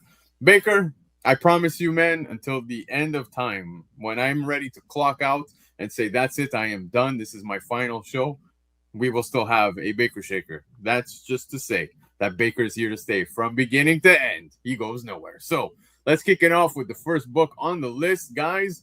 Invincible continues to do some crazy numbers on the aftermarket. And here we have Invincible issue 100. We go back to 2013. This one is the black and white 1:100 ratio cover by Otley himself. There's 107 9/8 on the census and a CGC 9/8 just sold for $2,000. Cover price daily shaker, highest sale recorded to date. Monstrous sale here. $2,000 is huge coin, man, for this one. It's invincible. The train that can't be stopped. It's crazy. Like, Yep. I have not. It's like Spawn on steroids, almost. Like, every random book or incentive or whatever just hits new heights weekly, and the show is going on for a lot more seasons. So this is not going to end. Nope, it is not, dude. And $2,000, like I said, is huge. Obviously, it's a milestone issue. Once we got to 100 issues, it was celebrated big. And right now, as you can see, people are spending some wild money when it comes to Invincible, because Invincible 100, the 1 in 100 in a CGC 98 sold for $2,000. Moving on from this one, though, Nightwing issue 105, baby. We got a book from 2023, which happens to be a 1 in 50 ratio foil cover by Dan Mora. A raw near mint plus copy sold for $250 US. Cover price daily shaker, highest sale again recorded to date, man. And the Nightwing covers do some crazy numbers as well on the aftermarket, bro. It's crazy to see this, but I'm happy that Mora is getting love here. It's not only the Nightwing cover, it's the Mora factor. Yeah. People are not paying attention to how good his variants are doing in the aftermarket. It's nuts. It's amazing to see, man. It is amazing. He's an incredible artist, the hardest working artist, does interiors, you know what I mean? Yeah. And I believe there's something going on down wherever he's at. There's like a factory of Moras. They're cloned. Because I've never seen someone produce this much work, and it's all top notch. Like, it's not like you're seeing work and you're like, oh, it's slipping. No, like, everyone is a banger, It's crazy. Mora puts in the work, dude. Like you were saying, man, like he is working like a machine. He is all over multiple, titles at the moment. Grinding like nonstop. But Nightwing covers, it does not matter who is really doing the covers, whether it's Dan Mora. Don't forget, there was another book that was talked about on the Shakers just on Thursday, which I obviously did not add to the list. But you can look at Putri covers when it comes to Nightwing. You can look at anybody. Right now, Nightwing covers, especially if it's pumpkin spiced, people want these, baby. And they go crazy. They're thirst traps like crazy for these covers. Yeah, 100%. I say it all the time when it comes to Nightwing, and I say it even on Cover Price, man. These covers are meant for the gals and the gays, baby, and they are reeling him in. But yeah, man, it's awesome. Shout out to I believe it was Nicola Scott who first started drawing like ass shots of Nightwing that made it like popular, and now it's like gone crazy. And he's become like a walking he's basically the guy version of like Poison Ivy or something, you know what I mean, or Catwoman kind of thing. Yeah, that's literally what he is. He is 100%. Yeah, he is the Poison Ivy. He's the Catwoman / Poison Ivy / Harley Quinn / Black Cat of or / Mary Jane of a thing, or White Queen of a thing. Yeah, 100%.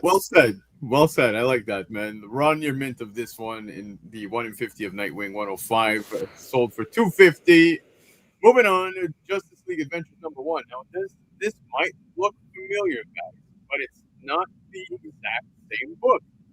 On Thursday, on the Cover Price Shakers, you heard the crew talking about this book, but it was a different one. It was the Six Flags promo. This one is the Sour Patch Straws of Justice League Adventures #1. It was a mail-in offer. So that's what you needed to do. Sour Punch Straws had the mail-in offer. You just had to send in your mail-in, and they were going to send you the book. Although, from what I understood, it took a lot of time to get this. There's only 4 total on the CGC census, and to give you an idea, 9.4 is the highest grade, and 9.2 is the grade right below that. That's what totals the 4. The cover is Bruce Timm and Alex Ross, baby. That's right. 2 big-ass names right there. CGC 9.2, $180 US. Cover price daily shaker, highest sale recorded to date for this 9.2. I think this is awesome. I think 180 is actually not bad coin to spend on such a wicked cover, dude. I love this cover. Well, it's a classic cover, right? It's the same cover of the non-Sour Patch one, right? Sour Punch one, right? So, yeah, and the price is not too bad at all, right? For like, I mean, how many? There's 4 of them total, and the highest grade is a 9.4 because everything must have been abused in this thing, you know. So no, I think this is a pretty cool purchase. I'd love to have this. Yeah, I don't imagine. Tim, I mean, this is amazing. I don't imagine they were shipping these in bags and boards. Kind of like Yeah. with the Superman milk bone ones. It's probably worse than the Superman milk bone. Probably, yeah, definitely, especially at this point in time because we go back. I've heard stories, like like the books that we used to get, like that people used to subscribe to. Yeah. Like the subscriptions I used to order from like Marvel. Yeah. They used to send them bent, folded in half. We were just talking about a G.I. Joe subscription cover the last week, man. And some of these subscriptions had these exclusive covers and stuff. This one, as you can see, just has the Sour Punch straws on it. It's brought to you by them. But there was this one. There was the Six Flags promo one as well, which the crew talked about on Thursday. So really cool to see both of these books pop up in just a few days. I don't know. I guess somebody was hunting these, or once they got wind of it on Thursday. They want all the weird ones. Exactly, but really, really cool, man. To see CGC 9.2 of this book, $180. Moving on, though, we Canada represent, man. Amazing Spider-Man 252. This one being the Niagara Falls edition. CGC 9.8 sold for $549. It was a cover price daily shaker. Now, obviously this one, it says right there on the cover, it's not for resale. But clearly everybody's reselling, and we got 252 when it comes to Amazing Spider-Man here with the Niagara Falls edition. But we also have ASM 300. I don't know if you guys ever saw that one, but that as well. 252, 300, pair those together. Great books to have. You got Spidey here swinging over Niagara Falls. I wonder what he's tied to, bro. Swinging over Niagara Falls. That was just someone taking some liberties with the idea of swimming. Yeah, swinging. It's a cool cover, and you see them often. So I like these ones. Both this and the 300. I've liked them both. I haven't had a chance to get them, but I definitely think it's a good price, and I would definitely be into to getting these. These are just very, very cool books. Period. And it's a cool artist too. I haven't seen much of his work, but it's really cool. Yeah, no, I do. Like I said, you got the 252. There's the ASM 300 as well. So both of those great to have in the collection. So this was a con at Niagara Falls. From what I got, from what I understood, must have been, right? Yeah, the Niagara Falls edition. I don't know if it was available at the actual Niagara Falls. Were they giving this away? I'm not sure. But I have seen this in circulation so much, dude. I know people within our chat. Yeah. I just haven't had it. Yeah. Armin himself saying that not he has shocked one. That Armin has a Spider-Man book. That's in a 9.8, and it was available at a convention. So there you go. In Niagara Falls, it was a giveaway. I'm gonna be honest with you. As far as exclusives go, I always preferred con associated exclusives, and I'm not talking about shops that go to a con and throw an exclusive out there. I'm talking about the exclusive that the con gives out, or a panel exclusive. I feel they're always the ones that hold the best value, and they're more rare. That's just always been my thing. They do. They definitely do, man. And dude, San Diego, like literally any con where you can go to a panel and get some of these things, definitely they hold so much weight. But here we have Amazing Spider-Man 252. Like I said, there's also 300 that is out there if you guys didn't know. CGC 9.8, $549 cover price daily shaker. Now moving on, since we're on the Spider-Man train, one of Chia's favorite movies, Spider-Man, the official movie adaptation. There you go. From 2002, we've got 9.8s on the census when it comes to this one. CGC 9.8 selling at $120. Highest sale recorded to date. Talk to me, man. What's with the long face, bro? Listen, man, you know my feeling on this movie. It's overrated. Oh, stop it! It is. You didn't It like is. Green Goblin from the Power Rangers? Oh, don't. I didn't even. You know, I used to argue with my brother. What Again. else is new? Yeah, what else is new? And he's like, bro, Macy Gray should not be in this movie. And I'm like, who cares? He's like, it's going to date the movie. It's not going to be timeless. You're going to always remember Macy Gray. And you'll be like, why is Macy Gray there? And he would always pick on that. And then he would always pick on the Green Goblin. And he's right. I mean, do you remember the part where the Green Goblin was supposed to be an old lady? And he turned around and he had a plastic face on, bro. Yeah. It ruins that whole scene. Anyways, Yeah, I get what you mean. I was just happy that Spider-Man was on screen and he did it justice. But come on, we could have did better. That's all. But the scene when he blasts through the fucking window, and she was there praying. Aunt May was praying on her knees, bro. Come on. Yeah. And that Aunt May, give me Marissa Tomei over that lady any day. Well, now you're thinking with the wrong head there, bro. No, the right head. Listen, I'm an OG Marissa Tomei fan from Different World. I told you this. She was my girl from the day one. I was a day one. Yeah, Marissa Tomei is, dude. I've been hot for Marissa Tomei since My Cousin Vinny, bro. Like for me, that was like, oh my god, she's fine. But yeah, dude. Terry's right. He doesn't even need a mask. But if I remember correctly, dude, I had seen some behind the scenes stuff where like originally there was none of that. Like he had some weird thing like costume going. Yeah, they buckled to go. Listen, I remember listening and exposing the story. The reason why they changed costumes. Yes, I agree with that. It was for 2002. Yeah, yes. The point is, people project the 2002 feeling onto comparing it to modern movies, which have trumped it. But anyways, the reason why they changed costumes and looks of characters, because if you have to change it a certain percentage from what the source material is, or you can't get money off the licensing, and that's why they did that to the Green Goblin. Period.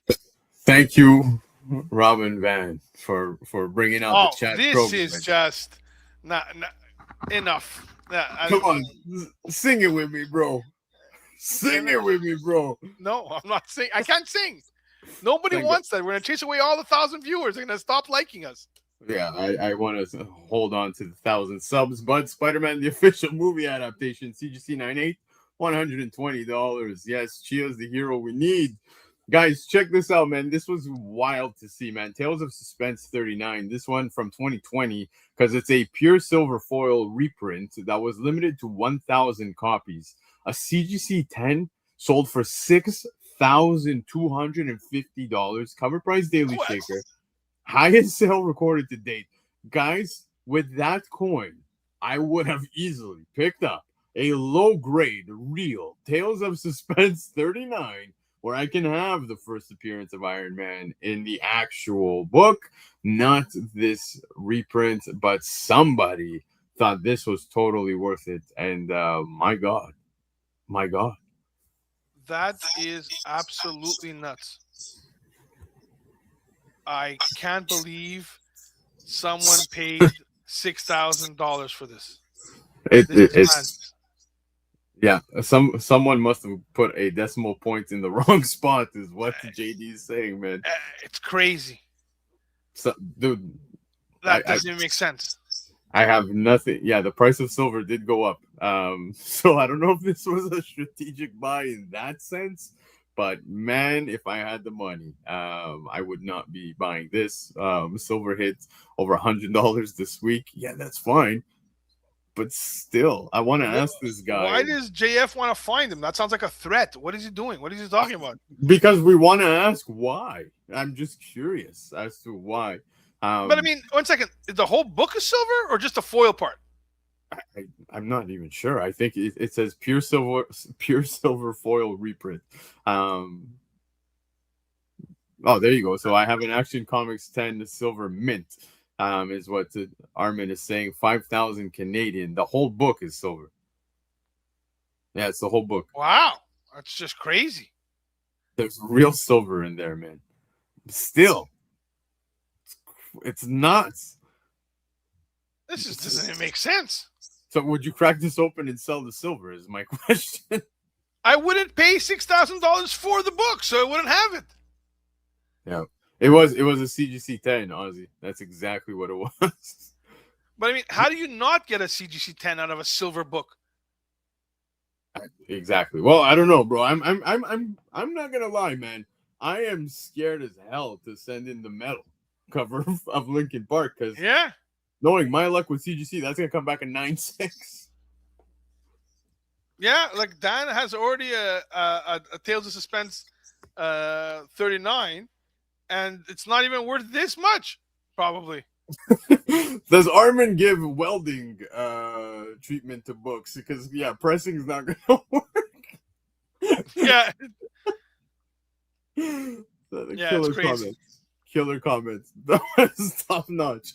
Tales of Suspense 39, CGC 10, the pure silver foil reprint, $6,250. But moving on, let's go back to 1944, bro. I love this, man. Captain America comics. This is from Timely Comics. It reprints Marvel Mystery 33 and Captain America issue 18 in black and white. A 0.5 sold for $12,400. First Baker Shaker on the list this week. Dude, 12,400, man. We go back. This was actually, when I checked the actual sale of the slab, it was the Canadian edition. So obviously with the price at the top left, you can catch that as well. But yeah, man, dude, yeah, exactly. When the world was at war, we're going back to 1944 with this. It said on the slab that the back cover was missing, but still, man, 12,400, very impressive. That's just, it's a 0.5. Like, Hey. yeah, must be. But these things are, guys, they're almost 100 years old. Yep. And they've been through, there was no collectors back then. Like, they survived, like, being tossed in boxes and everywhere and anywhere, attics. Like, this is a piece of history. Like, wow. You know, when Marvel used to be called Timely. It's really cool. Yeah. Yeah, this is awesome. I mean, whole different ball game though. Yeah, and it's Not the kind of thing I could collect. I don't think any of us could actually afford this. Nowhere close, man. But again, it's really awesome. Cool. Yeah, it's awesome to see these sales as they come by. Captain America comics, like I said, the CGC 0.5 for this one, 12,400. Moving on from this though, yeah, and the Human Torch in that issue, as you can see right there. But moving on from this, I want to show you guys something for my Greek brother right What's here. up? Yeah, Amazing Spider-Man #1, or can you read how that is pronounced right there? It's literally Spider-Man. That's all it is. They literally, the word spider means nothing in Greek. You know what I mean? Okay. But they called it Spider-Man because they went with it. You know? Amazing. Yeah, this is amazing. I'd love to have, like, straight up. We get to go back to 1984 with this one. This is the Cabanas Hellas, bro. The Greek edition. You know what it is, bro? Cabanas Hellas, bro. You know what it is? 7.0, $500, man. Baker Worth Shaker every this penny. week. I say this all the time, man. These foreign books are awesome alternatives, and obviously you might be a little biased on this one. Hey, bro, if I had an opportunity to pick up an Italian, if I could pick up an Italian one, I would totally pick it up. But dude, great alternatives, man. Because don't forget, dude, this is like first appearance of J. Jonah Jameson. Like, you get a lot of cool stuff here. Okay, guys, you don't understand. When I lived in Greece, I had things like this. You know what I mean? The Malaka parade, Malaka. But the Greek versions are all a little bit smaller printed. Yeah, exactly. And like, I had books that wrote Spider-Man, like that stuff, you know. And I might even had this one. Because it's from 1984. No, probably because I was around 87. So I had probably like the later ones. X-Men 2. They'd call Wolverine Likomati, which means wolf eye. So I guess they thought Wolverine means wolf eye, which makes no sense because it's a whole different animal. But anyways, like all that kind of stuff. And I remember that even almost hating them. Like, that's not the real ones, you know? And now in retrospect, I wish I had them all that I had back then when I used to read them. No, Chia, you got to tell me what's Spider-Man saying in the word bubble, bro. I can't really see it. That's the real problem. Make It's it nice further and from my big. screen. I'm gonna make the screen bigger and wait up. Let me go on the other screen.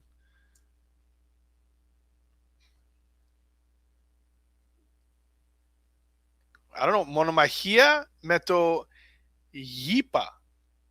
So monomachia means single, like battling alone. But I don't know what yipa means. You're gonna have to ask the boss. Clearly, you didn't pass your Greek school. Well, I don't know who's called yipa. That's what I don't understand. Which one's the yipa? I don't understand. I don't know either. Duel with the Is vulture. that what they would duel with the vulture? Shaking my head, bro. You see, you let the boss down, bro. Okay, let me ask you a question. Is the vulture anywhere on that screen? No. Okay. No. Why would my first inclination be to think that he's referring to the vulture? I don't know. This is between you and the boss. So the boss went and used Google Translate, and he's acting like he's cool now. Probably. Leftero's making shit up as we go. I could totally see that happening. He's like, nah, I speak Greek, bro. There you go. But yeah, man, this is the Amazing Spider-Man #1, the Greek edition, CGC 7.0, $500 US. Baker Highlight of Shaker the night. week. This is the biggest sale of the year. Easy. Of the year, okay. The year. It peaked in February 1st. What is it, January 31st? It's all downhill, guys. It's over. Absolute Batman 1. What? It's a great book, bro. It's a great book to pick up, but I don't know, man. Not the biggest of the year. But anyway, since we're talking Spider-Man, let's keep the Spidey train rolling, man. Spidey Super Stories, issue 16, man. These Spider Super Stories books are awesomeness. 1976 is where we go. This is a Jaws movie poster homage, and we got 2 CGC 9.8s on the census. One of those just sold in a 9.8 at $2,200. Baker Shaker this week. And, man, big sale for this. This is a big sale. I love the Spidey Super Stories because it was complete madness. You had the Electric Company, by the way, back in the day when these were coming out. Spidey Super Stories were just great times, man. And something I only got into later on, bro. Like, you know, I started reading Spider-Man, started reading the Venom stuff, the Scarlet Spider-Man stuff, and then later started to dive into these. And I would say maybe in my 20s, bro. And what a trip, man. The Spidey Super Stories are fun times. They're of that time. You know, kind of like what Baker said about 2002. It was some that, like, this is from the Electric Company era, right? Yeah. Like, it has that vibe to it, you know? We're kind of like mishmashing anything. So yeah, it's exactly what you said. It's a trip, complete trip. You know what I mean? So yeah. It's as Dan is saying, bro. Like, Spidey Super Stories are tough to get in high grade because they were literally made for kids, and that's what I'm saying is I got into it in my 20s, and like when I was a kid, I was reading, you know, what was happening within ASM at that time, what was happening with Venom, you know, as License to Kill was coming out and all of that stuff. And then only in my 20s did I get into this. And I could tell, obviously, it's for a younger crowd, but I'm like, man, this is a trip. This is fun times. And it is very hard to see these high grades come across. As you can see, there's only 2 9.8s on the census. Guys, it's two G's. That's not a joke. You know? But you're not going to find this in 9.8. You're not. No. That yellow cover, people who were reading it, like you said, were kids. They weren't storing them there. No, this is yeah. Guys, we've got, of course, over on Cover Price, you know, the crew from Lords of the Long Box. But man, do we got the queen of the long box in the house, the queen of the house over at Cover Price. You got Laura in the house. Shout out to Laura. Got nothing but love. Miss her significantly. What's up, Laura? Hopefully we get a Thursday going together. That would be fun. But yeah, man, Spidey Super Stories 16, CGC 9.8 to $2,200, man. Big sale and nothing but great times, like I said, when it comes to these books. But moving on, another amazing one. We'll stick with the Greek theme for you tonight, bro. We got Wonder Woman at 38. We go back to 2015 with this one. It's the 1 in 100 ratio cover by David Finch. Now, I know that sounds like, 1 in 100. How many of those even exist, especially when we go back to 2015? Dude, there's 99 and 9.8s on the census for this, and a CGC 9.8 just sold for $280 US. And it's crazy to think that just a week ago, I saw another sale related to this book for half the price. So somebody bought this at pretty much double the price within the last week. But this is always where I've seen this book hover around the $280 mark. So very fair, but still a stunning book. I love this. Dude, Finch, I say it all the time when I'm talking with Gabe, man. When it comes to Skin Breakers right now that's coming out, if you guys see the interiors, dude, he has leveled up in ways that is just not even normal. Finch is just dropping heat right now within that book. But some of these covers that he had put out as well, now looking at Wonder Woman, I love this cover, dude. Stunning. This is a great cover, I don't see it often. No. I'd love to have it. The price seems pretty reasonable, especially if you're telling me like the 9.8 last week was 140. That's 140 makes perfect sense. 140 is a big drop off, though. As you can see, even Armin is saying that this used to be a $500 book. Okay, but again, 5 years ago is the COVID time, so I think that's kind of like a little bit of an aberration, There you go. Laura's giving it a read, so she'll know. No, but this is a really cool cover, and I love Finch's work. Listen, Finch is one of the great pencilers of his generation, straight up. And what he's doing on Skin Breaker now it's going to go down in the annals of comic lore and history because it took 8 years to do it, And people want the Treasure Edition more than you want the regular edition because you get to appreciate his art so much. I was talking with somebody today, and I'm like, they need to release pencil versions of it. Oh, dude, that would be amazing. They need to release pencil versions of the Treasury Edition. Like, we need to get that type of kind of level of the detail. It's that beautiful, and we need all that stuff. I don't know if you remember that the DC released the Absolute Editions, the work in progress ones. Yes. The Whip. They need to do that with the Treasury Editions of. They're a little bit bigger too, of the work. Because rumor has it on Skin Breaker, he's working on a bigger canvas to get more detail in there. And one of the rare artists. Look how beautiful this cover is, and he hasn't dropped off. No, His at all, work dude. Still maintains that kind of quality. So this is way the price even at $280, still worth it for this book. It's a great book. His work does not drop off. As I said, right now with Skin Breakers, he's bringing some of the best work I've ever seen. And I understand why it's taken so long for that book to come out. But besides the point, you got Laura saying that she's hoping she's going to find one in a collection, but it continues to elude her.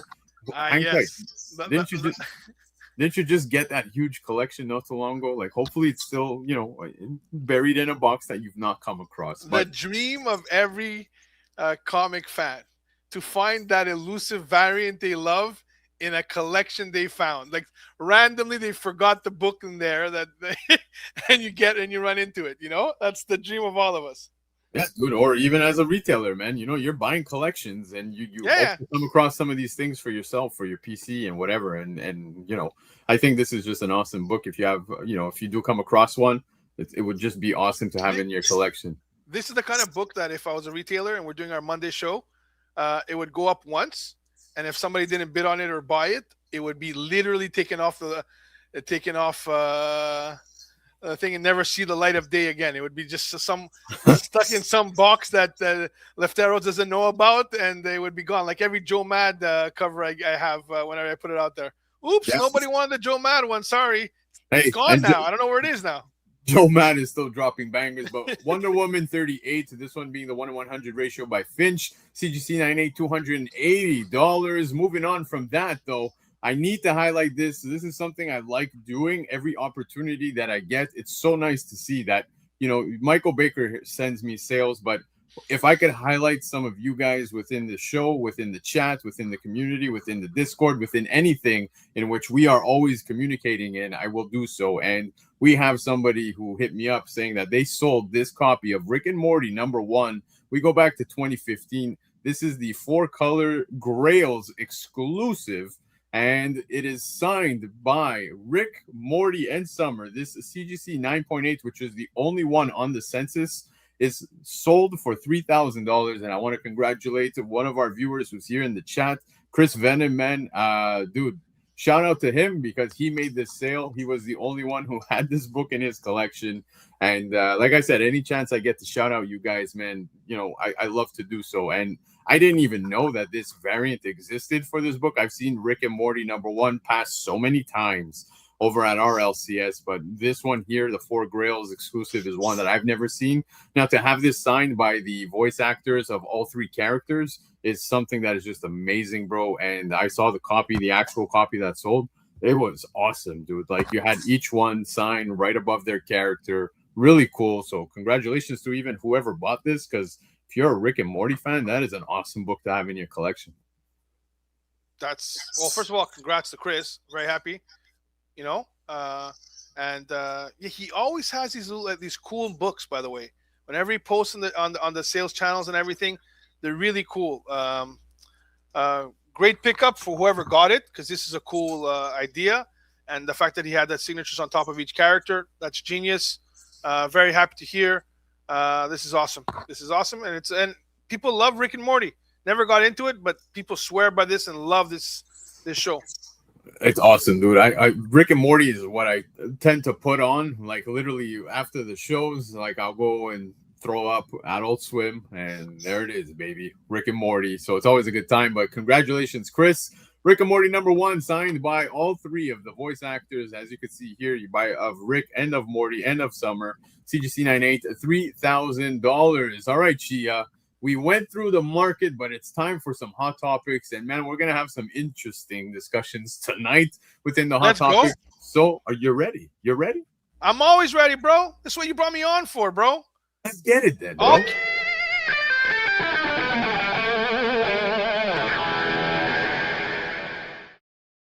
All killer, no filler. Is that what you were going to say?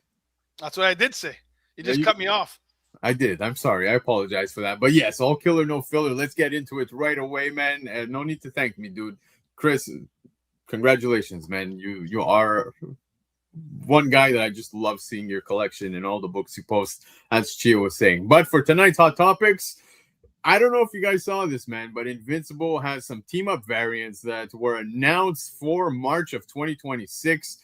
As you can see just there, man, you've got Hyde Street, you've got I Hate Fairyland, you've got the Darkness right there, and there's many more. There's many more, which I will show you guys in just a second. But Chia, did you hear about this mashup that's going to be happening? Yeah, it got crazy in our Discord, right? They started posting this. It's funny because Immortal was posting them one after the other. And then I would like after 10 of them, and there was like another 10 coming. You know what I mean? Like I had to stop liking them till the end because there was so many of them, and they were all really cool. Like, that's another thing too. Like, it's involved in all the other image books, and I just think it's really well done, honestly. Like the Hyde Street one, like playing homage to the first one. It's come on, man. It's perfect, and they know they have a hit on their hands. Like, they know Invincible. I remember where I saw it. I think it was last week's chat, where people have credited a lot of the young kids joining comics, a lot of it to even Invincible, not just the Absolute or the Energon or the Ultimate Universes. And for sure, I think Invincible has done a really good job in bringing the young kids into the fold. I think also video games like Marvel Rivals as well, because those things tend to skew younger, more so than, let's say, the boys will or Wonder Man will, So I think it's been a massive, massive draw. And look, come on Feral. Come on, Feral. bro. Battle Beast Feral. It's genius, bro. It's genius. I love the Pharaoh one. Anyways, yeah, I love this idea. It's great. It's incredible. Geiger Omni, man. Like, there's so many Yeah. great covers, dude. This Yeah, GI Joe one. come on, let's is go. Let's easily- go. Yeah, easily a favorite. The Hyde Street is just so good. Mr. X-Ray, adios, bro.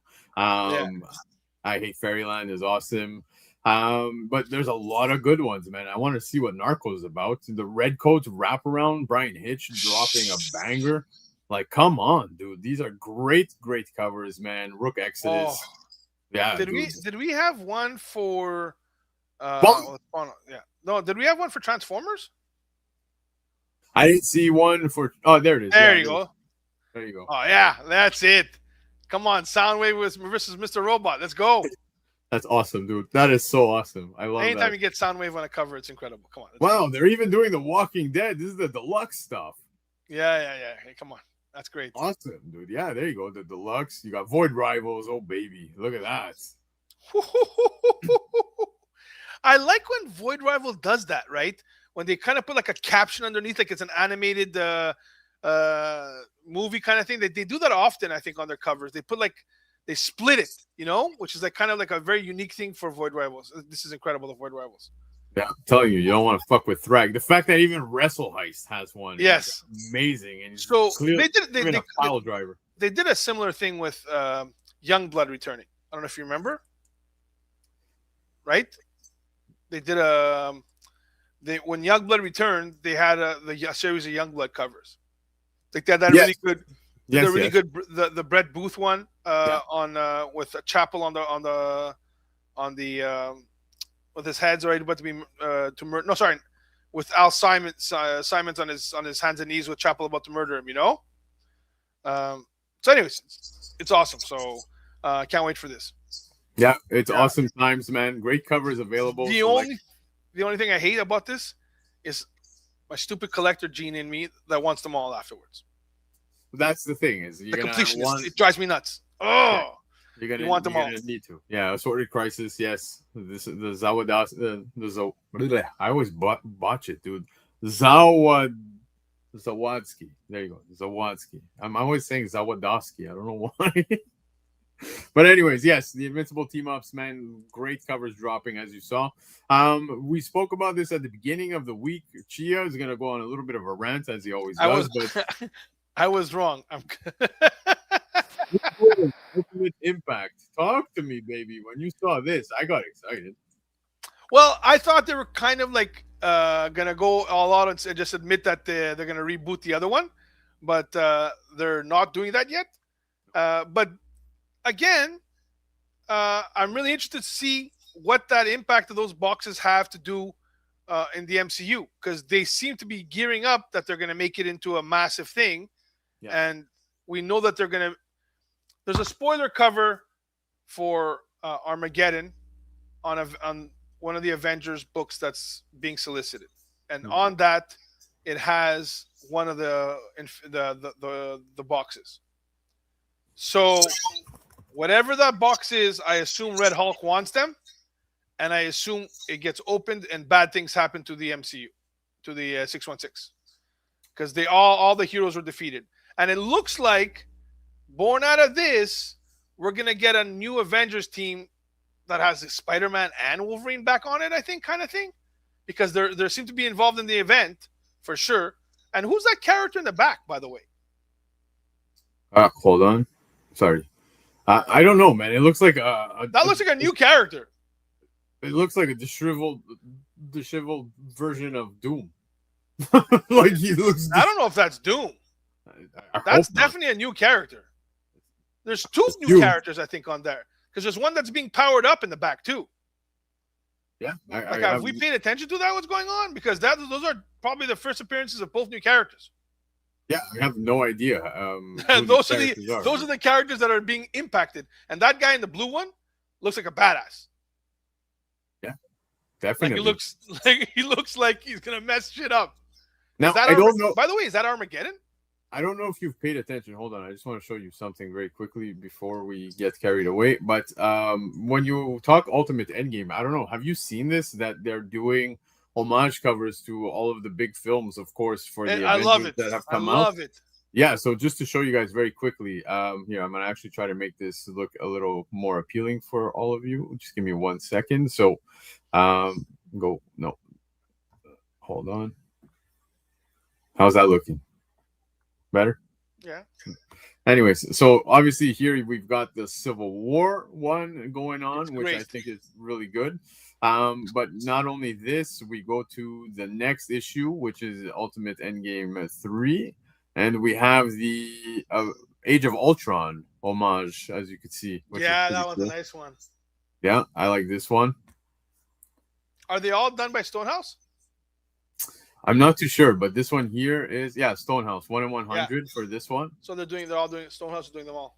Yeah, and then for issue 4, we've got the Avengers 1 movie homage, as you can see right there. That's the one people realize that Spider-Man's not on it.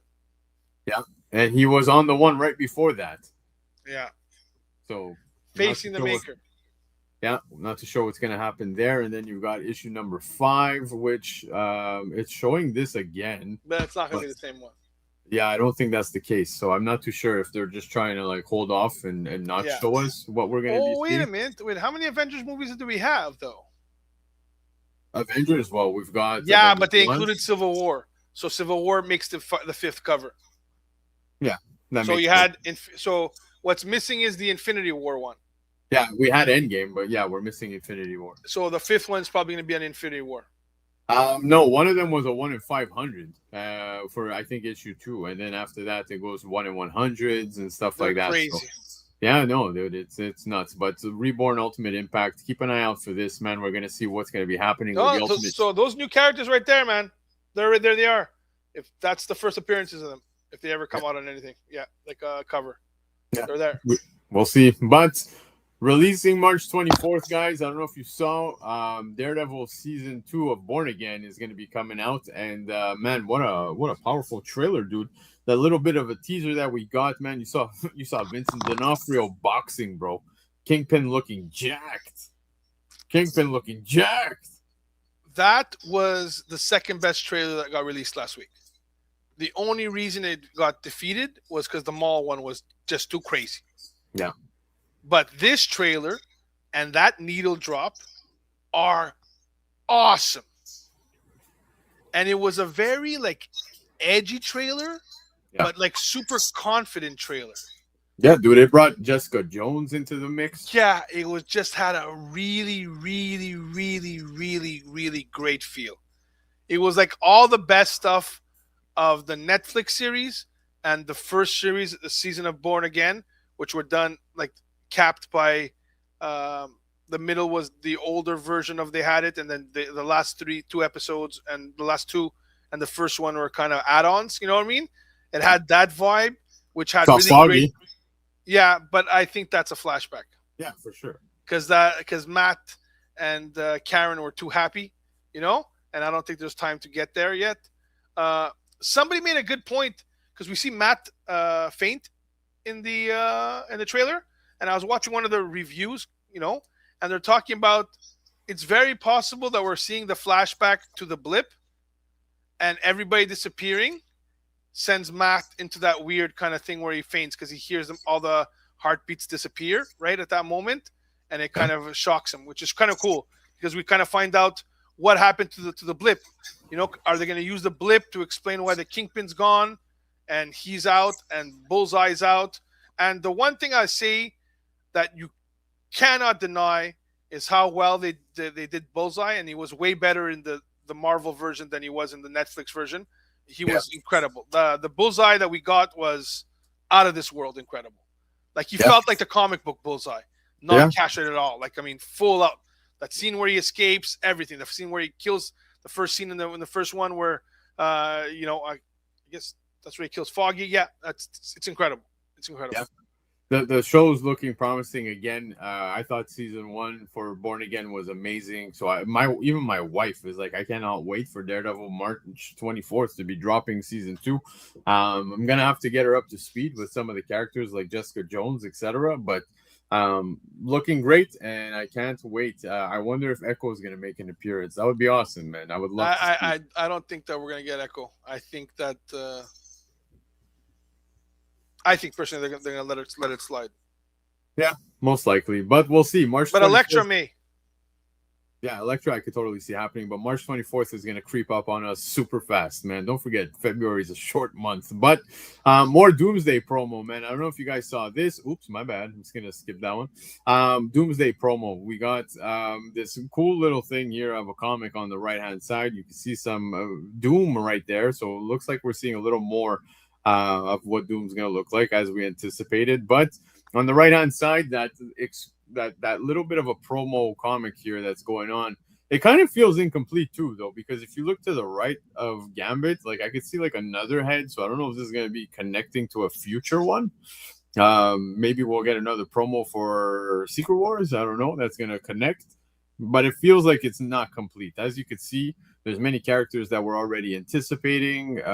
Example, Red Guardian. You got the Nightcrawler, you've got Gambit, you've got Namor, you've got Mystique, you've got Shang-Chi, you've got Magneto, you've got Professor X, Doom himself, you got Franklin looking a little bit, I want to say a little bit older than me, kind of the same age, like the post-credit scene, right? Yeah. And yeah, many more. All the characters that we already know have been confirmed. But like I said, man, it feels like if you look to the right of Gambit's head, man, there's like an ear and a bit of hair there. I feel like this is not complete, and we're going to see something more as a connecting. And I love that you could see Cyclops there in his gear once and for all, baby. He looks so good. So good. So they all look incredible, including that promo image of Doom. Yeah. Face. Like, I mean, that's Doom, bro. That's just literally, there's no notes on the Doom on the Doom helmet. There's like literally no notes. No. If he looks like that and holds the mask on from the majority of the movie, I get it. There's gonna be certain scenes where you need to shock the audience and the characters. So I'm cool. But if he holds that outfit on, and I've been hearing more and more that he is, from the rumors, whatever you hear.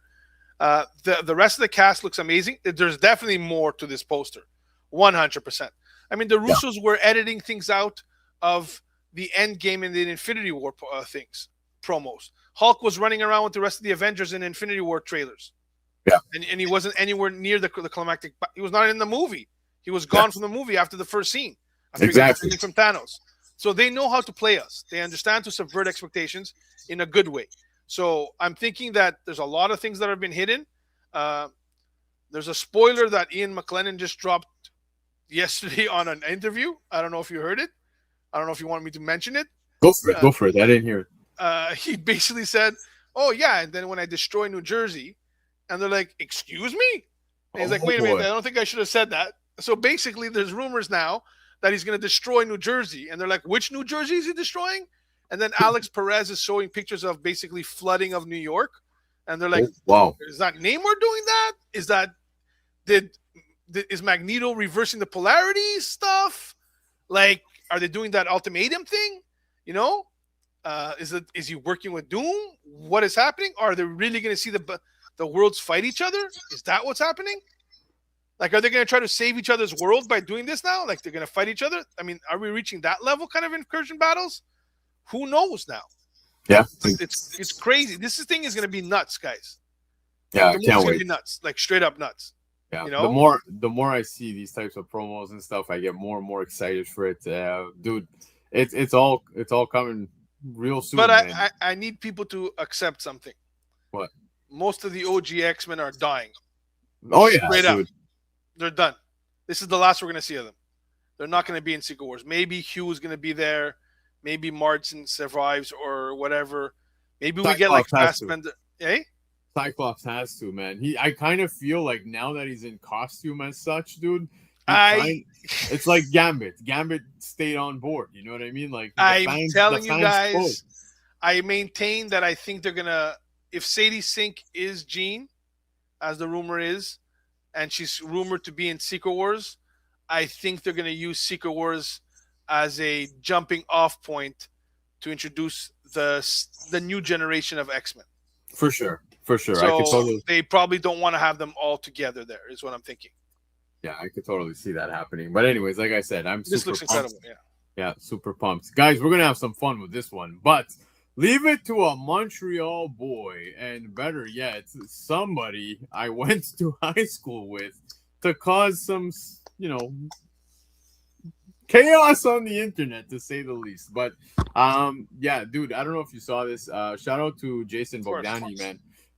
He actually is somebody I went to high school with, and he's in our chats. Somebody who is local to us, and he sent this into the Todd McFarlane signing. And what he did was he sent it in, and obviously requested that Todd McFarlane sign, obviously where he signed, but then at the bottom, right, first Venom appearance. And the fact that Todd McFarlane did that is actually awesome, because I mean, look, ASM 299 versus ASM 300, we've heard in time as well. If you go years back, man, Todd McFarlane has said it many times that to him, ASM 299 is really the first appearance. But what's pretty cool about this is, man, this is pretty much luck of the draw as well, because Todd, you can send in requests, isn't always gonna, follow through. And I imagine now that this has hit, the internet. Like I said, Jason posted this in group chats over on Facebook, and it exploded. It just exploded. People giving their opinions, both whether they were for this or against it, whatever. But it is creative, to say the least, man. I think this is pretty cool. But we'll have the discussion on the first appearance at the end of this. Let's talk about the page, man. Do you think we're going to start seeing more people doing such things, like submitting pages for first appearances? I mean, maybe, I guess. I think this is a cool piece to have in your possession, in your collection. Like, it's really cool, like especially for a character you love. So like Venom, like on a 299, if it's like a low grade, you just grab the thing, so the book is not worth crazy amount. So that makes sense to me. So if you're like a Venom fan, this is amazing, because it writes Venom underneath. You got Todd to sign it and remark it, with a quote that he put the quotation marks. But I do think there's 180 of them.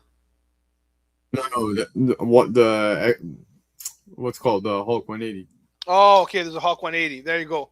So people have already started have done this before. That's fine. I think this is a really cool idea, and I'm very happy for Jason to get this. Because it was a really creative idea, and I'm really happy that Todd did that below. What really makes it a cool piece is if Todd doesn't do it ever again, and this becomes the only one. That would be really cool for Jason. Because it doesn't want to overdo it. But I think Todd is kind of a fun dude in general. So I think he would do, he did this because he has been harping on this for a while. And he's like, here's my chance that I'll put it in a graded thing, because somebody really was cool enough to do this, So I think it's really cool of Todd to do this. It's a really great idea on Jason. I'm really happy he got it, He does a lot of these cool little ideas, often. So, so it's wonderful. Do I think other people will do it? Maybe. Depends if this ever gets sold and it makes a lot of money, and and people see copycats will exist. But how often does Todd go to CGC? That's another thing. No, for sure. But you see whether it be at conventions, whatever. Todd doing this for this book is awesome, and I just want to add more to what you were just saying on how he did this, and he's been banging that drum, as you guys have been saying, when it comes to ASM 299 being the first appearance. But of course, the market has dictated otherwise. ASM 300 is the one that everybody picks up. CGC themselves also label ASM 300 as the first appearance. All the grading companies they're all in unison with that one. But when it comes to this, I think it's awesome that Todd McFarlane did that, right? And you do bring up a good point on what are the chances. Will he do it again? I think if he doesn't do it again, this particular piece is going to hold so much value down 100%. The road. Jason was hitting us up in group chat saying, he's getting offers already. If people want to buy this off him, I would hold, dude. Personally, I would hold and see what happens. But it is something that has been seen before, as people are saying here. Yeah, it seems like yeah. Within the chat with the Hulk 180. Now, obviously, ASM 299. Just to give you guys a little bit of a backstory, he took a low grade copy of the book, right? Like he didn't go and rip a 9.8 or whatever. Like he went to make sure to pull this page from a low grade copy. Now, ASM 299, I feel comfortable doing that, man, but I would feel a bit like, it would hurt, man, if I had to do this for an AF, not AF 15, but like a Hulk 180. You know what I mean? Like that one would hurt. Maybe First, if you get a garbage copy that's already loose and everything, and you don't care. yeah, that's fair. You know? That's fair. But I do expect to see more of these happening. Whether it's going to be a Todd McFarlane Venom one, that is to be determined. But I do, like I said, imagine we're going to see this with other books, other characters, and when opportunities strike, people are going to take advantage because it is a really cool concept. It's a cool idea, and it's way different, right, than the norm of just sending in a book as its entirety. No grade, you just get back the PG, which means page, and it's really cool. Like I said, I think it's a great piece to have in your collection, for sure. And if it was a crazy character that I love, I'd probably be, I like Venom, and I love this page, by the way. It's one of my favorite Venom pages. Like I wouldn't offer anybody 1,800 USD for this. Like to me, it's not something I would invest my money in. But by the way, again, if it stays the only page like this, if Todd refuses to do it because he feels it gets too crazy, people are doing it often, or there's only 5 of them, it'll be worth more than to Venom collectors and to Todd lovers, right? It eventually would be worth more than that. It's just not something I would put that money, my personal money in it, So it's a wonderful, wonderful idea to have and to do. And I still don't believe long term it'll move the needle from 299 from 300 to 299. I don't believe it. I believe a lot of people who jumped on this, and this is no offense to anybody, are the kind of people who kind of swim in the content of, I wouldn't say controversy content, but they like to kind of stir the pot content, like CGC did something wrong with the slabbing, or we got a controversy on the first appearance. It's kind of content that falls into that thing, and they're using a nice idea to say, oh look, everybody's 300 is not really the 300, because that's where they like to kind of like create content for. I don't necessarily think long term it'll change, to be honest with you. No, that's just my take. Maybe I'm wrong. I've been wrong many a time. So, I was ready to trade Nick Suzuki for Taylor Hall 6 years ago. So you're absolutely nuts. Absolutely nuts. Yeah. I think it's gonna bring up 299. I don't. Maybe on the short term, like people are now gonna look at 299 and be like, oh my god. But I think the market. It's already a pretty pricey book too in high grade, right? 299. It's not cheap, if I'm not mistaken. I mean, if you got to compare 299 to 300, obviously it's 299 is significantly cheaper than a 300, dude. Like you can get a high grade of this 299 for like what, $200? You know what I mean? Like you can easily pick that up. Now I don't know what's the story. Yeah, that's for sure. But but I mean. ASM 300, bro, in a 9.6, like you're paying coin for that. Yeah, so like a 9.6 for 299 according to cover price. A 9.8 is around 425. Yeah. A 9.6 around 195. A good raw, a high raw one would be fair market value 130. There you go. Now, what is a first appearance? That is a conversation that is going to go around for even when I close my eyes. Guys, there's no point. It's whatever the market decides is the first appearance. Exactly. We have no control over it. There's no rhyme. There's no reason. There's no point. The market just says that's the book we want, and that's the books that they want. It's indiscriminate. There's no way to nail it down. Do we want to talk about Darkseid's first appearance? Yes. We want to have that conversation? There's Darkseid, the Gambit one. It's clearly published a week before. And it's people are like, nah, bro, it's the one with the cover on it, And 300 also is a bigger cover. It's been homaged maybe 500 times. You know, like it's become 299 as well, though. Not as much as 300. That's stop. for sure. But It's not the same but thing. Don't be 299 and 298 get some love, man. You see a not the lot of- same way of 300, guys. What are we talking about here now? No, I agree with you. Nowhere Come close on, to 300. 300 has been homaged by Todd himself at least 100 times. Come Oh, on, yeah. what are we talking about here, right? You know what I mean? Like, it's a seminal cover in comics.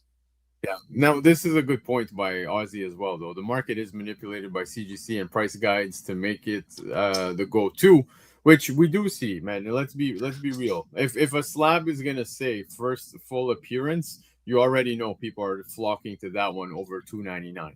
Guys, I'm older than most people in here. People considered 300 the first appearance way before people were slabbing books. This is not a book that's been manipulated by CGC to people believe it, guys. Same as 180 to 181. It wasn't CGC who made people think that 181 is the first appearance over 180. It was grandfathered in. That may be happening now, but it's not the case for these older books. I'm sorry, I don't believe that. Again, Yep. I'm not saying Todd didn't say it himself. I agree, and you would argue that if you use Todd's logic, 180 is the first appearance of Wolverine. But again, Todd doesn't have control of the market, and neither does Len Wein. You know what I mean? Or us. That's all I'm saying. Pretty much our coin is what's going to dictate that. Is Yeah. what it sounds like. Yeah. But I agree with everybody that does say that, for example, 299 would be the first appearance. I do agree with people's, takes on these things, and it is the fact that the market does decide. We've heard Todd say it himself many times that 299 is the first appearance, but just the same, people do flock to 300. But regardless of that, this particular piece is an awesome piece. It's really cool. So again, Really cool. yeah, shout out to Jason, very creative. I hope this kind of just remains its own thing. And Todd might say, no, I'm not doing it anymore. You know what I mean? Like, ideally, you hold on to it to the next signing. You have to see the results of the next signing. exactly. I think that makes perfect sense, man. But really cool seeing this here. Now, we have to talk about it. If you haven't watched the show, guys, I believe we're going to go into a little bit of spoilers here. But when it comes to Wonder Man, I have to say, man, I watched Wonder Man and it surprised me how good it was. I didn't expect it to be that good. I went into it with low expectations and really found myself enjoying it. I saw Armin at the beginning of the chat saying it was a bit of a slow burn for himself with the first 3 episodes. I can agree. But man, dude, that episode 4 is actually going to be around Josh Gad, which, by the way, I hope if anyone sees him, please let us know because we're all looking for him. What an amazing show, dude. What an amazing show. It was just such a sweet quality to it, as well as funny and emotional. There's a lot of depth in these characters. Yeah. Like they go through an arc, I found it a beautiful balance of comedy, drama. Yeah. It was a lot. I always say the Penguin was a lot more like Sopranos than it was like a comic book movie. Okay, Yeah. Like a comic book show. I say the same thing I'll say about Wonder Man being a lot more like the studio than it is like Hawkeye. Like that's, I think, the best kind of description I can have for it. It's a slice of life. It shows you a lot of like, I think the creators put a lot of their own Hollywood hardships in it, Yeah. and and you end up with a really fully formed character by the end. Yeah. And what he does in the end to go research the role and everything and how he connects with those people. Yeah. If you know what I'm trying to say. Yeah, it's the opposite of what he is at the start of the show. Yeah. He's capable of connecting. Yeah, rather than, because what you see him doing a lot of is like giving his own takes and not connecting. He seems Yeah. disconnected from everything. Yeah. It's like he learned from Trevor to be able to connect. Yeah. At And that I'm moment. Sorry. Yeah. I was gonna say, and I'm happy you bring up Trevor, because Trevor himself, guys, we saw him play Mandarin in Iron Man 3, man, and it pissed off so many people because Mandarin was like so poorly executed within Iron Man. Now Marvel knows they completely dropped the ball when it came to that. In fact, they turned it into a fucking parody with the character. Now, Sir Ben Kingsley is one incredible actor, phenomenal actor. And it was kind of frustrating to see how he was so poorly utilized within the MCU. But lo and behold, Marvel managed to find a role for him that made so much sense as an actor and tie him with Wonder Man, bro. BC, it's maybe one of the best character arcs in the MCU. Yeah, it's nuts, dude. I wouldn't say that. I don't want to tell it, but think about it. Where he is at Iron Man 3, where he goes to Shang-Chi, and what he does in this show. Yeah. And Shang-Chi was hilarious, though. Don't forget that with that animal. But as an arc, yes. But you see the arc of the man and his tragedy too, and how he still and his need to pass on his love of what he does, right? Yeah. And he found a kindred spirit at the end. Guys, the more you think about it, the more layered it is, and they're like it's really a character piece held together by two phenomenal actors. And it's rare you see a studio. It's rare. My brother goes, "You don't think 3 hours of yelling at Orlando is enough? It's 2 hours and 20 minutes, okay?" And I'm more yelling with Lando. Like the fact that they were able to commit to this as a studio, and I guess they just have so much trust in the two actors and Destin Daniel Cretton, who's doing Spider-Man, that they just did it. But after watching this, I'm like, I want to see them more. Like after you see it, and the other thing is, oh my God, Destin Daniel Cretton did great things with Shang-Chi, Wonder Man, and Trevor. What are they gonna do with Spider-Man? Yeah. You know what I mean? It's when he gets a character like that, it's gonna be incredible. Yeah, it's gonna be awesome, man. Look, front to back, I think we did well with not saying any spoilers, and I think we can keep it that way. But it was way better than I was anticipating. The story was so well written. The characters... I told you that last trailer. I think this thing is gonna be crazy. They had like a cool meta quality and a cool like Once Upon a Time in Hollywood quality, the filming style. You're right, Corgi. You're right. They're not wings when they don't have bones. He's completely right. It's ridiculous that we call them wings. It's ridiculous. Yeah. Let's not get off topic, but when it comes to the show, way better than I anticipated. And like I said, I encourage everybody to give it a watch, man. Everything about it, even meeting his family and seeing what he did to the family and the friction between himself, his brother, all of that, dude. It carries. Where the mom talked about when he scraped his foot, and he said, "Thank you for loving me, mommy." Yeah. And her realization that he always was alone, even though she thought he wasn't. Come on, bro. Yeah. It was deep, man. Come on, bro. It was like, what are you doing here, Marvel? What are we talking about? I wanted to have fun with Wonder Man and see ionic powers. Yeah, and immediately, bro, I see that scene and I've got my kids sleeping in the monitor. I'm watching the monitor. I'm like, dude, that hurts. You know what I mean? Like it was big. It was. You know what that showed? Like sometimes as a parent, right? She's a good mom. She loved her kids, but you don't think, right? Yeah. You just brush it off, and it can happen to anyone, like even how disassociated it was in the party, anyways. I mean, I thought it was great. Yeah, I encourage everybody to give it a watch, man. And I gotta say, I love you guys for watching us tonight. It seems that you guys are going off on the boneless wings. One thing I love about doing this every single week, man, is literally I feel like every week we have a new New takeaway in the chat, man. But It gets, I hope Kilton Corgi is not just messing with me, and he understands that a wing cannot be without bones. That's all I'm saying. yeah, no, I totally feel you. I totally feel you. But hey, man, what do you want to tell you? That's what they call it. But yeah, there's always a new takeaway with the chat and with the guests, man, and it's always fun, guys. We hit 1,000 subscribers. We did a giveaway tonight. Thank you, obviously, Chia. Thank you, Lefteros, for doing that. You didn't have to, but there will be a giveaway show. Honestly, for sure. Brownie threatened us if we didn't do it. Yeah.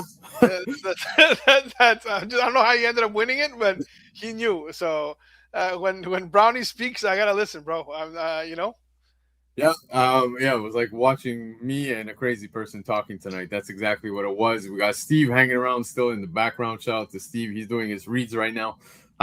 But yeah, guys, like I said, we hit 1,000 subscribers. So thank you all so much. I'm gonna say, man, that this is just the beginning, because there's a lot more in the pipeline for 2026. I have tons of ideas. Obviously, next weekend, we're gonna be off, so there's no show next Sunday. But don't worry, we're back Monday, Tuesday, bringing you the top 10 over on Cover Price, and of course the new comic book day stuff. But a giveaway show is going to take place, and I'll let you guys know in advance when that's going to happen so we can all celebrate together. Of course, the winners, it's only going to be subscribers. So if you're subscribed, you can win. If you're not subscribed, obviously, well, we're sorry, tough luck. I just want to give back to the people who are rocking with me. You know what I mean? And besides that, there are some ideas in the pipeline. I do want to let you guys know that. I'm even considering selling a lot of my books. Not that I'm becoming an influencer that pumps books and then sells them. No, I'm not that type of guy. I just need to downsize, dude. I have like way too much stuff piling up here. Maybe I'll go live over on Comic Legion on a particular weekend and just do it from their stuff. So definitely check out Comic Legion over on Whatnot. You guys are grinding right now, doing tons of shows. You've never stopped. I don't think you guys ever sleep. I know Lefteros doesn't sleep. That guy, like, he wakes up when in they the middle say, of the night with your theory all the time. yeah, when they say you only sleep when you're dead, that guy is the living model right there. He's the hardest working man in comics. I'm telling you, he's the guy who doesn't stop. But it pays off. Yeah, but I do want to say that it's all for free 99, bro. And that's one thing I just want to shout out. Like I said, 1,000 subscribers. I'm really happy. Tried my best to keep this as organic as possible. I haven't paid a single penny for promo or anything. I just wanted to rock with people who want to talk comics, and that's what you guys bring to me every single week, man. It's nothing but great people, and we're gonna keep it that way moving forward, man. It's just gonna be a hangout with everybody who wants to talk comics.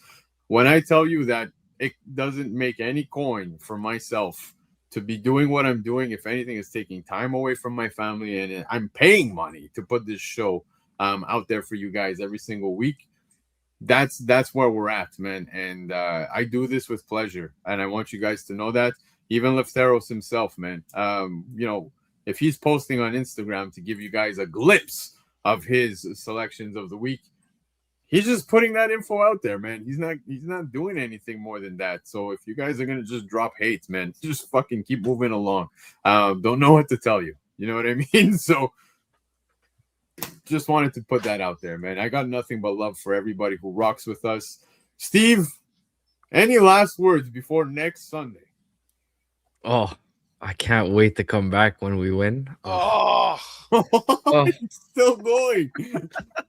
Are you gonna have boneless wings on Sunday, bro? Oh my god, boneless wings and I better not see any fucking boneless wings. just on your cutlets fucking... with no parm. You know, this is just basically blasphemy. Blasphemy. Who's the Italian here, me or you? You know what? I think I'm more Italian than you are, No, for sure, yeah, 100%. We're gonna do like a 23andMe kind of thing. Find out, because your talk. First, the boneless chicken wings is offensive. First of all, okay. We're gonna do our own little thing now soon, and we're gonna just argue for an hour. How about that? Val's been trying boners. Obviously, Cliff comes up with the boner Sunday. Shocking. We said boneless, Cliff. Boneless. Yeah, boneless. Not boner. Yeah. No, listen. I think the Pats are going to win it. So I there you hope go. so. Look, I'm Uh, confident. I just I think they have PTSD, the Seahawks, so I'm gonna be fine. So there, and I could accept that traditional Italians don't put parm on their chicken cutlet. I could accept that as well, but I can't accept this boneless chicken wing fiasco. That's all I'm saying. That's where I draw the line. But you know what? You could always have me over when you have your chicken parm and your non-chicken parm, and we could put it like to the test. You know what I mean? I'm willing to eat to be proven wrong if it's good Italian food. I'm with Cliff on Boner Sunday. Here we go, guys. There you go. Enjoy it. Enjoy every second of it. Sydney Sweeney. Guys, have so you fine, seen bro. her lingerie ads? Saw them, bro. I've more than seen those. What is happening? Like, like I'm watching it, I'm like, I feel like I'm back in high school when Samantha Fox was doing whatever the hell she wanted, and all the dudes were fucking freaking out, bro. No, Like, she gave me the feelings of like, you know, when the WWE used to put out magazines, WWF magazines, and they had the Divas ones, like Maxim magazine. Remember those? Oh yes, and you had Stacy Keibler on the front, bro, in her lingerie. I was there. I was like, complete TNA, not pretending to be part of a real stuff. It was just basically there you go, full out TNA. There's no for other reasons of being TNA. No other reason. Since she released those photos, there has been a shortage of Kleenexes in my house, bro. Let me tell you, because she is fantabulous. I've had to do laundry multiple times. The hydro bills are going up, but yeah. I mean, and then they came on. They're like, "Oh, she's starting a new lingerie line," and I'm like, "Of course she is. It's the most logical, easiest way for that woman to make money." You know, it doesn't even make sense what took her so long. Is she today's Pamela Anderson? Yeah, that's it's funny because Grace Randolph said the surest way for actresses to become popular. He's not wrong. He's not wrong. Copy a previous star's path and try to mimic it. And she goes, Sydney Sweeney is copying Pamela Anderson's path now, except she's a better actress.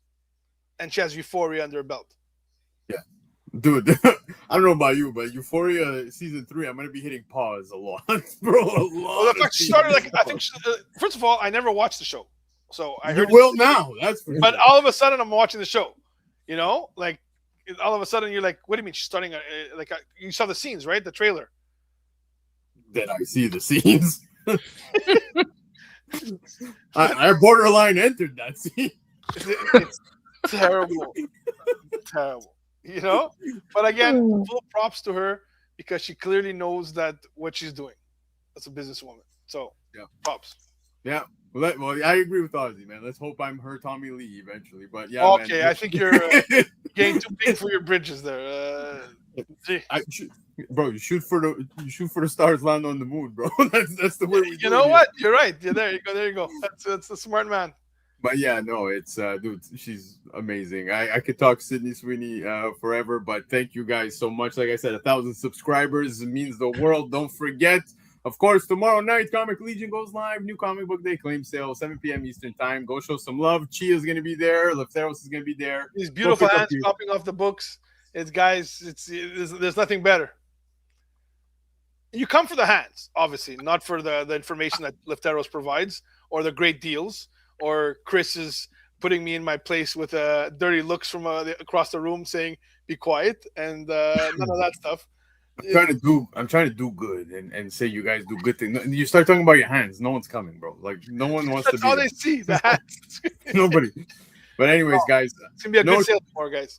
No show next week, but don't forget tomorrow night 9 p.m. Eastern time as well. I go live for the Cover Price Top 10 with the crew, and then Tuesday new comic book day, and we go throughout the whole week. So no show next week, but enjoy Super Bowl Sunday. Who's performing in the halftime? Do we care? Bad Bunny. Bad Bunny. Who? Bad Bunny. Who's this? You don't know who Bad Bunny is? Is that the guy that was in WWE there? Yes. Yes. Okay, there you go. Oh my god. Apparently he's wearing a dress and everything. It's gonna be all weird. Oh no, Yeah. that's Here we gonna go. be nuts. Here we go. I forgot who Bad Bunny was for a second. By How the bad? way, He what had do the we? best entrance in WWE history, if you ask me. It was By the wild. way, We're going off. No, I know. Sorry. By the way, go. what's your take on the Rumble? We never even discussed it. My Oh, boy look- Roman put you guys in your place, crybabies. Oh I have God, my I own don't- personal take of the Rumble. The What? most impressive person in the Rumble was your son, sitting 4 hours Yes, in the same spot. did not move, bro. He Did is not a mo- I- WWE he- heart. He I did gotta not tell move you a guys, muscle. Uh, So impressive. That was the highlight of my Rumble. Watching your son enjoy that was the top. I guarantee you. In about like 20 years, he's gonna replace me here on the show. Steve, are you one of those Cody crybabies like your boy Gerlando is? Oh, stop it. I like Cody. It's not, he's There not you my go. favorite. Same thing. but I should have tagged him too in my yesterday's rant. I like Yeah. Cody. What's wrong with Cody? What nonsense are you gonna say about Cody? Cody is basically like a chicken cutlet without the parm. So amazing. Bland. So you're saying he's Bland. amazing. He's bland. That's all I'm That was saying. the show, everybody. Good night. Yeah. Cody parm. comes from a family that puts raisins in potato salad. That's what it looks like. There you go. No seasoning on his food. That's what it is. 1,000 subs, baby. Let's go.